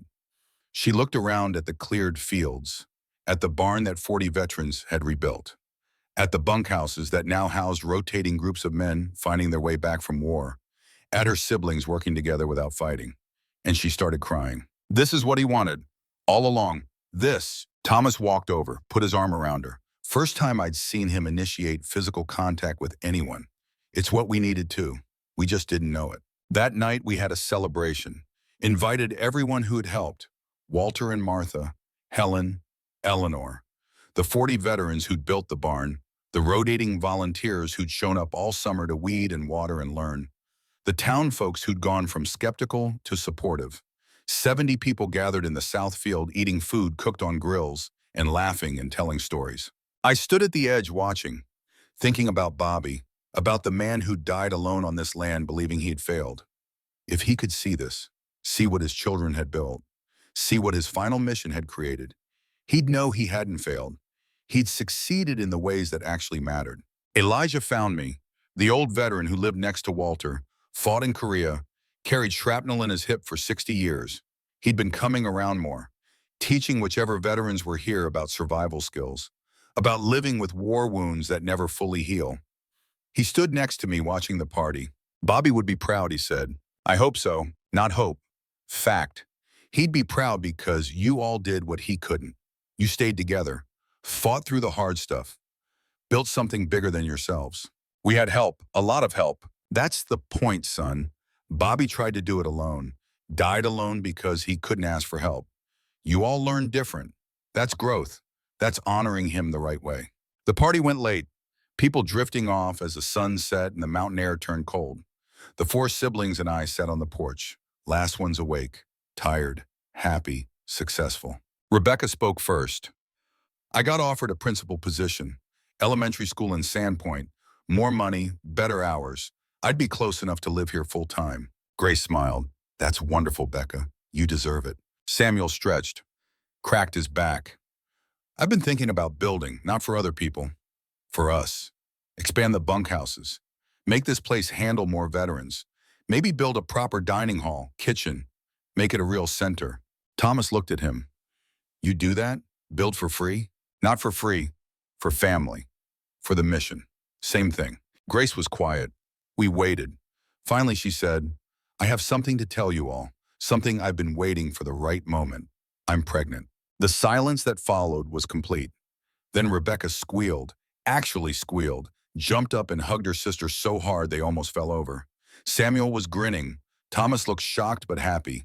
And I sat there thinking about the cradle, the one Bobby had made, sitting in Grace's apartment in Seattle, waiting for grandchildren he'd never meet. How far along? Rebecca asked. 3 months. I've been doing IVF for 2 years. It never worked. I'd given up. And then I don't know, being here, reducing stress, working with my hands. Something changed. My doctor said it was probably coincidence. But I think it was this place. I think Dad is still looking out for me. She started crying. Happy tears, scared tears. I'm 35, single, about to have a baby, and I want to raise it here, part-time at least. Weekends, summers. I want my child to know this land, to know their grandfather through what he built. Is that crazy? Thomas answered, if it is, we're all crazy, because this place saved all of us. Why wouldn't it be good for your kid too?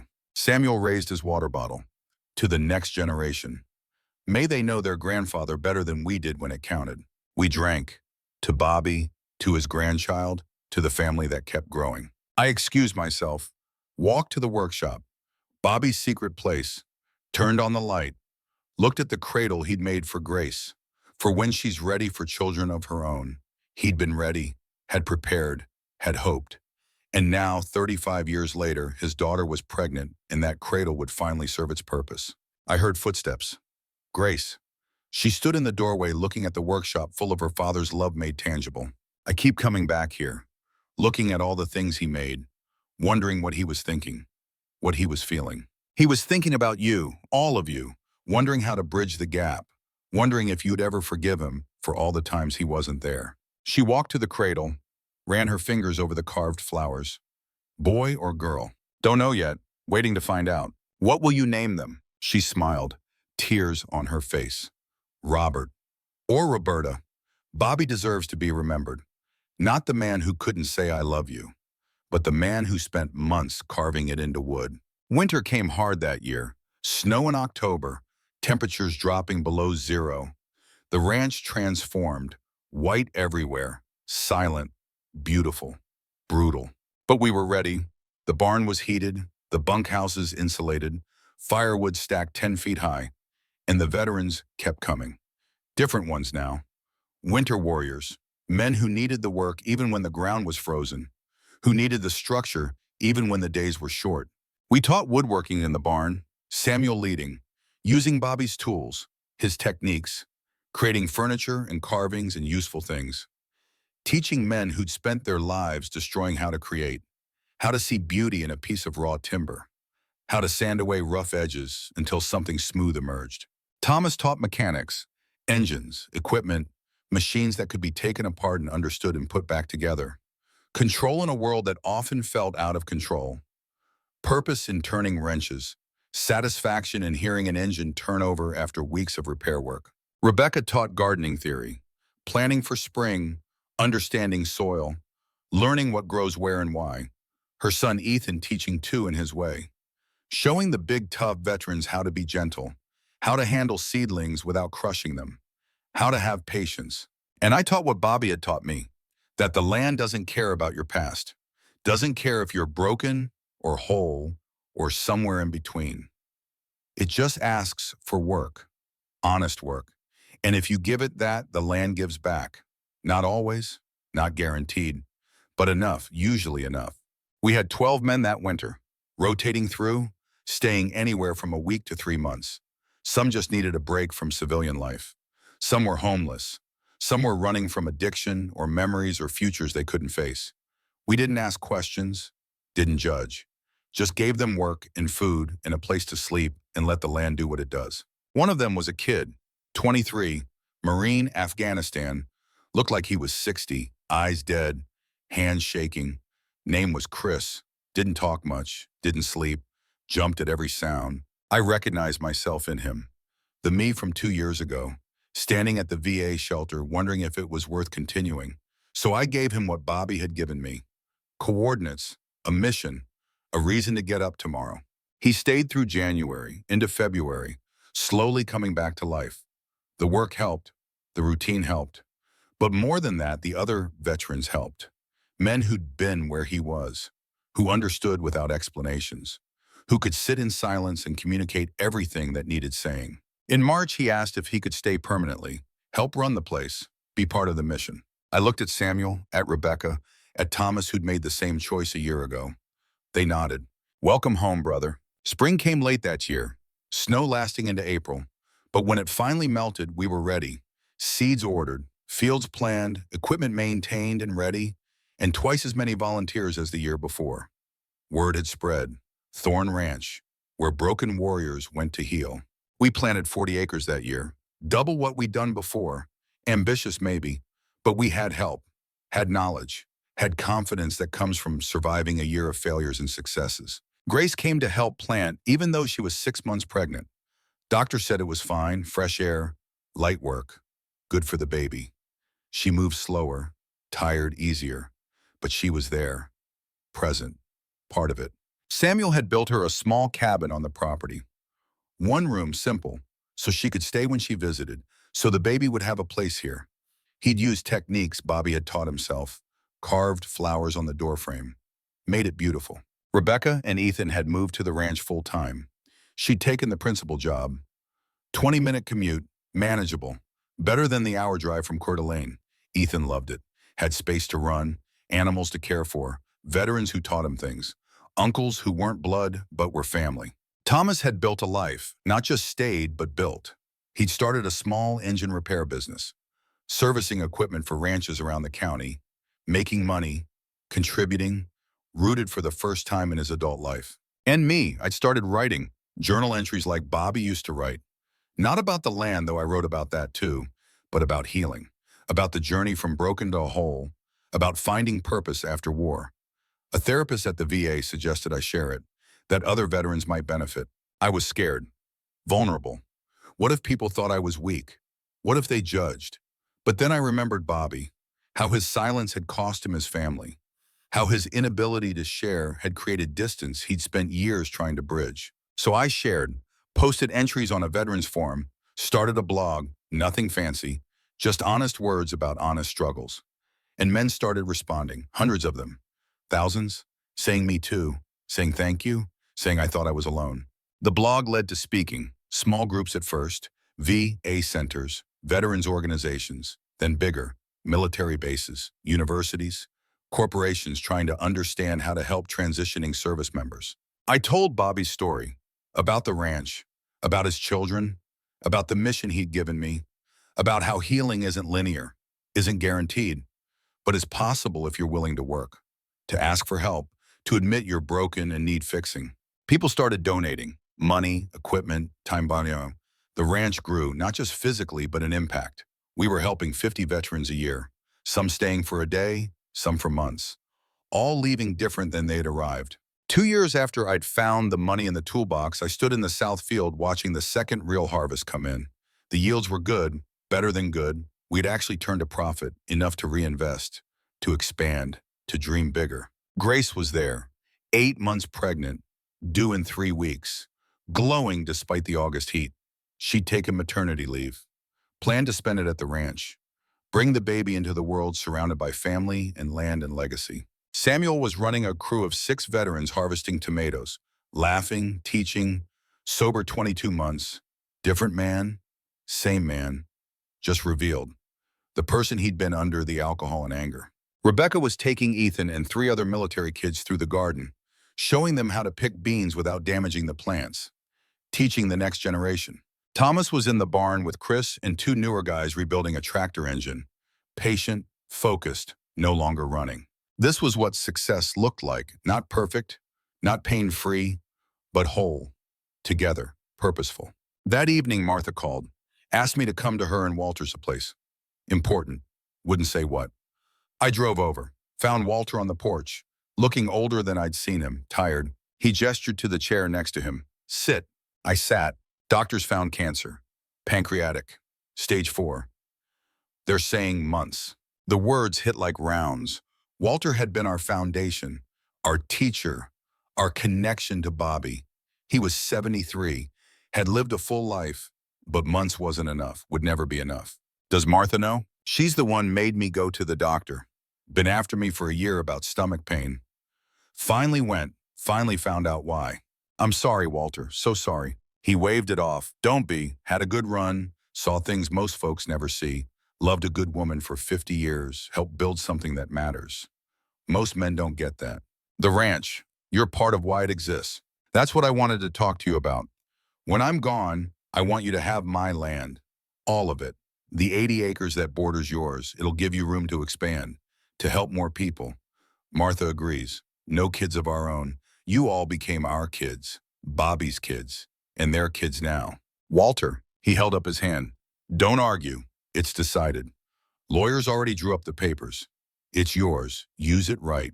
We sat in silence. The sun setting, the mountains turning purple in the fading light. 2 old warriors who'd found peace in the same way. Through land, through work, through helping the next generation avoid our mistakes. I'll honor it. Use it well, I promise. I know you will, son.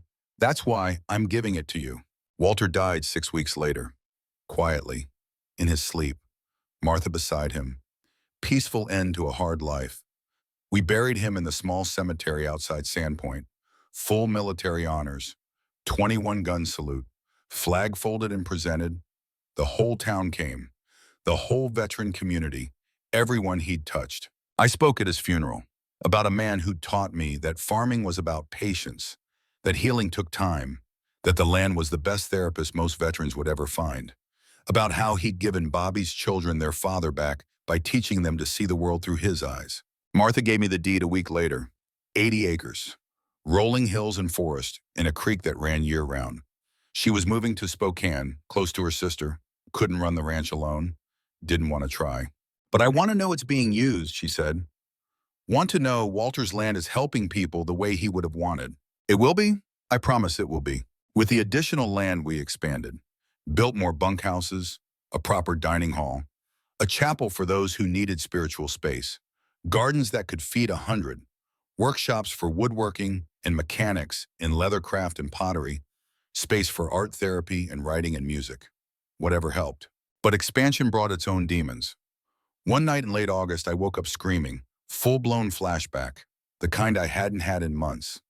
I was back in Kandahar, the Humvee burning, Bobby pulling me out, except in this version, he didn't make it.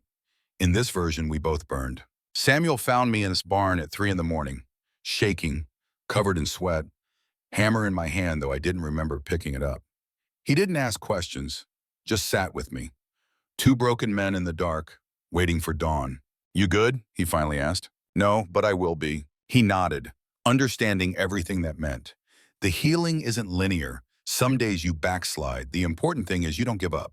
I looked at him, this man who'd fought his own demons, won some battles, lost others, still fighting. Does it ever stop? The war in your head? No, but it gets quieter. You learn to live with it instead of drowning in it. That's the best we get, and it's enough. We sat until sunrise, then went to work. Because that's what you do. You survive the night. You show up for the morning. You keep building. Grace's baby came on a Tuesday in September. A girl, 8 pounds, healthy, perfect. Rebecca was in the delivery room. Samuel and Thomas and I waited outside, pacing, nervous, like we were the ones giving birth.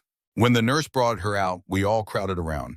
This tiny person who was the next generation, who would grow up knowing her grandfather through his land, through his dream, through the family he'd accidentally created by dying. Grace named her Roberta Marie Thorne, Bobby's full name feminized, middle name after Bobby's wife.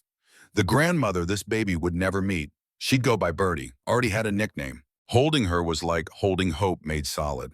This tiny human who knew nothing about war or loss or failure, who would grow up on a ranch surrounded by healing veterans and loving family, who would learn from an early age that broken things could be fixed. That love came in unexpected forms. That legacy was what you built, not what you inherited. The cradle Bobby had made was perfect. Grace set it up in her cabin, put Bertie in it for the first time, stood there crying, looking at her daughter in the bed her father had made 3 decades ago. He knew. Somehow he knew. I thought about Bobby's workshop, about all the gifts he'd made and been too afraid to give, about how death had forced his hand, made him write the letters, leave the money, trust me to bring his children home, about how his silence in life had become eloquence in death. Maybe he needed to die to fully speak. Maybe that was his final lesson. Don't wait. Don't assume there will be more time. Say it now, show it now, love now. That winter, we hosted 80 veterans, some for a day, some for the whole season. Word had spread further. News articles, blog posts, word of mouth through the veteran community. We were becoming known, the ranch in Idaho where broken warriors go to heal. We charged nothing, covered costs through donations and crop sales and grants. Rebecca had gotten good at writing, made it accessible to anyone who needed it regardless of ability to pay. Because Bobby's mission wasn't about money, it was about service, about helping the people who'd served everyone else. One afternoon in February, I was working in the barn when a man walked in, maybe 60, distinguished looking, suit under a winter coat, completely out of place on a working ranch. "Can I help you?" He extended his hand. James Morrison, Jake's father. I tensed. Jake Morrison, the developer who'd harassed us, who tried to drive us out, whose father was standing in front of me looking uncomfortable. "I know what my son did. The harassment, the attempts to force you out. I'm here to apologize." "Why?" James looked around the barn, at the workbenches full of projects, at the tools organized and cared for, at the evidence of work and purpose and healing. Because I was wrong. I supported Jake's development plans, thought turning this area into a resort destination was progress. But I've been watching what you've built, the veterans you're helping, the community you've created. This is what progress actually looks like. He pulled out an envelope. This is a check, $50,000, for the ranch, for the program. Use it however you need, and Jake won't bother you anymore. I've made sure of that. I looked at the check, at the amount, at this man trying to make amends for his son's failures. Why now? My brother was a Marine, Vietnam, came home broken, killed himself in 1983. If a place like this had existed, maybe he'd still be alive. Maybe he'd have found what these men are finding. Purpose, peace, a reason to keep going. He handed me the check. Bobby Thorne was a good man. My brother served with him, talked about him often, said he was the kind of leader who made you believe you could survive anything. I'm glad his dream didn't die with him. After James left, I sat with that check, thinking about Bobby, about how his influence kept spreading even 3 years after his death. about how one man's decision to save money for his children had created ripples that were still expanding. We used the money to build a memorial, not just for Bobby, but for all the fallen, a stone wall with names, veterans who'd served and struggled, and some who'd lost the final battle, a place to remember, to grieve, to honor. We dedicated it on Memorial Day with 200 veterans and families present. Grace spoke 7 months after giving birth, confident, strong, different than the cold lawyer who'd arrived 2 years ago. She talked about her father, about not understanding him in life, but understanding him in death, about how his silence had taught his children to speak, about how his absence had taught them to be present. 3 years ago, I stood at my father's grave and felt nothing but anger. Anger that he died without saying what I needed to hear. But now standing here holding his granddaughter, I understand something. He did say it, just not in words. He said it in wood, in land, in the mission he gave Marcus, in the family he brought together, in every veteran who finds healing on this ground. That's his "I love you." That's his "I'm proud of you." And it's louder than any words could have been. The memorial became a pilgrimage site, veterans from across the country coming to see it, to add names, to remember friends, to find peace. And many stayed, worked the land, learned skills, healed enough to go home and try again. Samuel started an outreach program, going to VA hospitals, talking to the most broken cases, the ones everyone had given up on, offering them coordinates, a mission, a place to go when they had nowhere else. He was good at it, spoke their language, understood their pain. Many came. Not all stayed, but enough. Always enough. Thomas married a woman he'd met at the farmer's market, Sarah. She was a photographer, documented the ranch, the veterans, the healing. Her photos went viral, brought more attention, more support, more resources. They built a house on the North Ridge, on the 40 acres Bobby had left me, started a life together. Rebecca's son Ethan turned 9, growing up on the ranch, learning from veterans, learning mechanics from Thomas, woodworking from Samuel, gardening from his mother, learning that family was built not born, that strength came from vulnerability, that asking for help was braver than suffering alone. And Grace, she split her time, 2 weeks in Seattle, 2 weeks at the ranch, partner track abandoned for something better. Balance, presence, watching Birdie grow up connected to land and legacy, teaching her daughter early that her grandfather had been a hero. Not because he'd fought in wars, but because he'd fought for peace after them. 4 years after finding the money, I stood at Bobby's grave. Small cemetery, simple headstone. Robert James Thorne, beloved father, proud Marine, 1966 to 2023. The 4 siblings had chosen the words together, argued over them, finally agreed. Simple, true enough. I'd brought a letter, written over weeks, said things I'd needed to say. I read it aloud, to the stone, to the wind, to whatever part of Bobby still existed somewhere. Dear Bobby, mission complete. Your kids are together. Not just geographically, actually together. Family in the way that matters. They talk, they fight sometimes, they make up, they show up for each other. They've learned what you couldn't teach, how to be present, how to speak love out loud. Grace is a mother. Birdie is 2 now, beautiful, smart, stubborn like her mother, like you. The cradle you made is her favorite place to nap.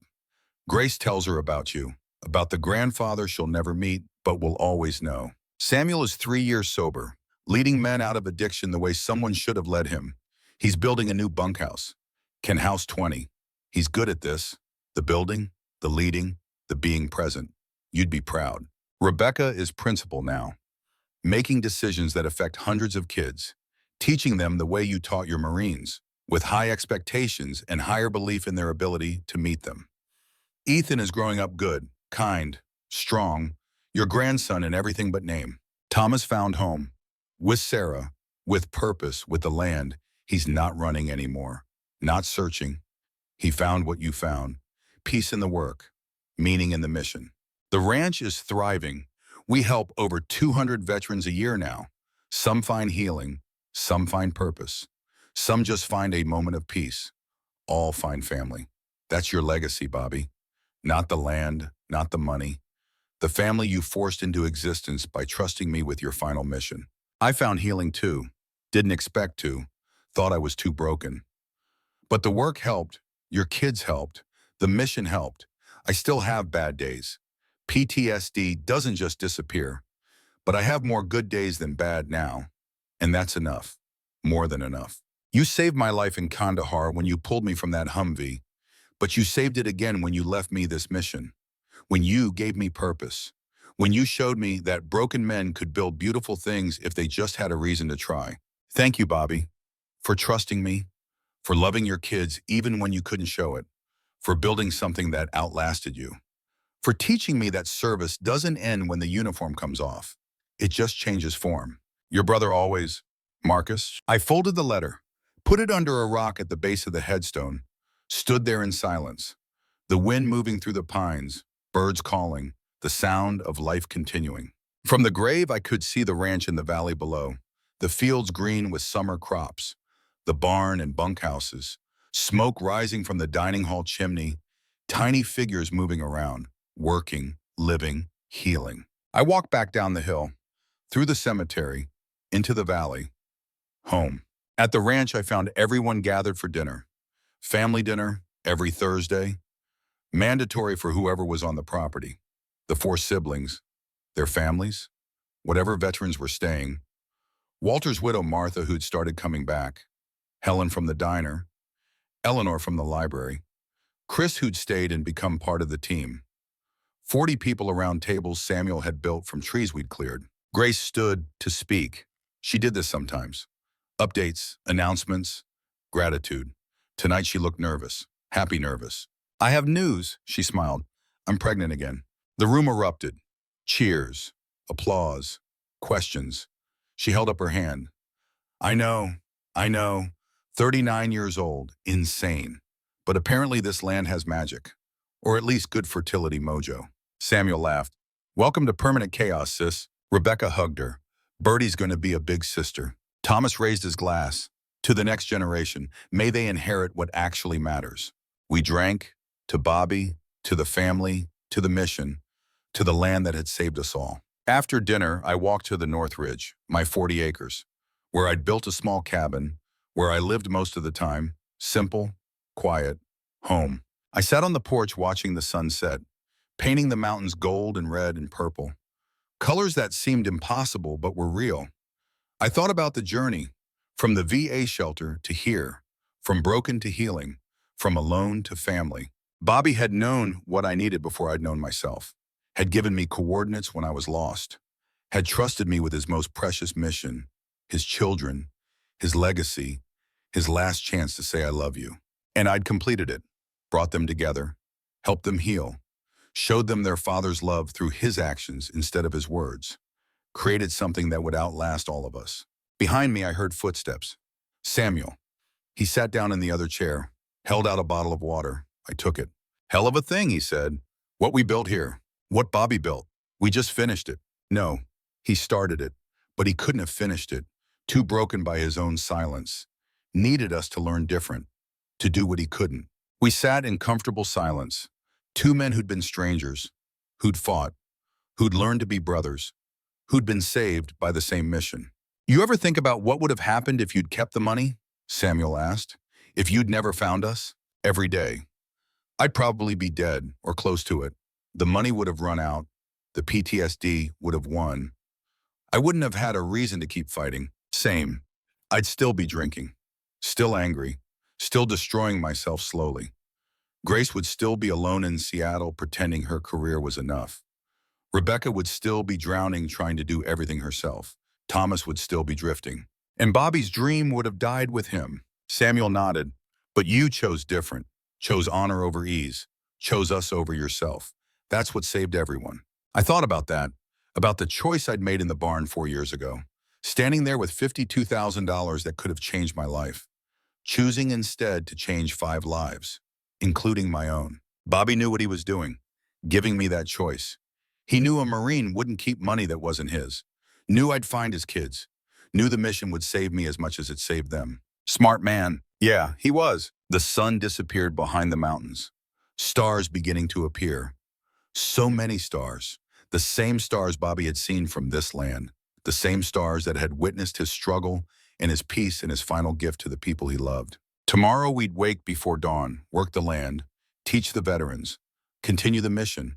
There would be challenges, setbacks, failures, but we'd face them together, as family, as a team, as proof that broken things could be made whole. I'd come to Idaho with nothing. $72, a duffel bag, a heart full of grief. And I'd found everything: purpose, family, peace, home. Bobby's inheritance wasn't the money, wasn't the land. It was the understanding that love doesn't die. It transforms, it continues, it grows through the people who choose to honor it. His children had inherited his determination, his strength, his capacity for sacrifice, but they'd also inherited something he had given accidentally through his absence: the knowledge of what not to do, how to speak love out loud, how to be present, how to ask for help, how to build family instead of just assuming it. And me, I'd inherited a brother's final trust, a mission that had saved my life, a family I'd never expected, and land that had taught me the most important lesson: that healing wasn't about forgetting the past. It was about building a future where the past didn't define you. Later that night, I pulled out Bobby's journal one final time, read the last entry again, the one written days before he died. I'm not afraid. I've done what I can, set things in motion, given Marcus his mission, trusted my children to become who they're capable of being, trusted the land to teach them what I couldn't. If they can find each other, really find each other, they'll build something that lasts, something that matters, something that makes all my failures worth it. I closed the journal, put it back on the shelf. Tomorrow I'd give it to Grace. Let her read it with her siblings. Let them see their father's journey, his struggle, his love. But tonight I sat in the silence, in the dark, in the peace, and I knew we'd done it. We'd built what Bobby had dreamed, not perfectly, not without pain, but completely, wholly, together. The mission was complete, but the work was just beginning. Because Bobby's dream wasn't a destination, it was a direction. Keep going, keep building, keep helping, keep honoring the fallen by living well. I stood, walked to the window, looked out at the ranch below. Lights in the bunkhouses, smoke from chimneys, the barn where men were learning to create, the fields where things grew, the memorial where names were remembered. This was Bobby's inheritance, not to his children alone, but to every broken warrior who found their way here, every person who needed proof that healing was possible, every soul searching for a mission after the war ended. And it would continue, long after I was gone, long after the 4 siblings were gone, because we'd built it right, built it to last, built it on the foundation Bobby had laid with his silence and his sacrifice and his final act of trust. Tomorrow, the sun would rise over the mountains. The land would need tending. The veterans would need teaching. The work would continue. But tonight I rested, grateful, healed, home. Marcus Coleman, 58 years old, Master Sergeant retired, brother to a man I'd never see again but would honor forever. Father figure to children who weren't mine by blood, but were mine by choice. Builder of dreams, healer of the broken, keeper of Bobby's last mission. And finally, after all the years of war and loss and searching, I was exactly who I needed to be, exactly where I needed to be.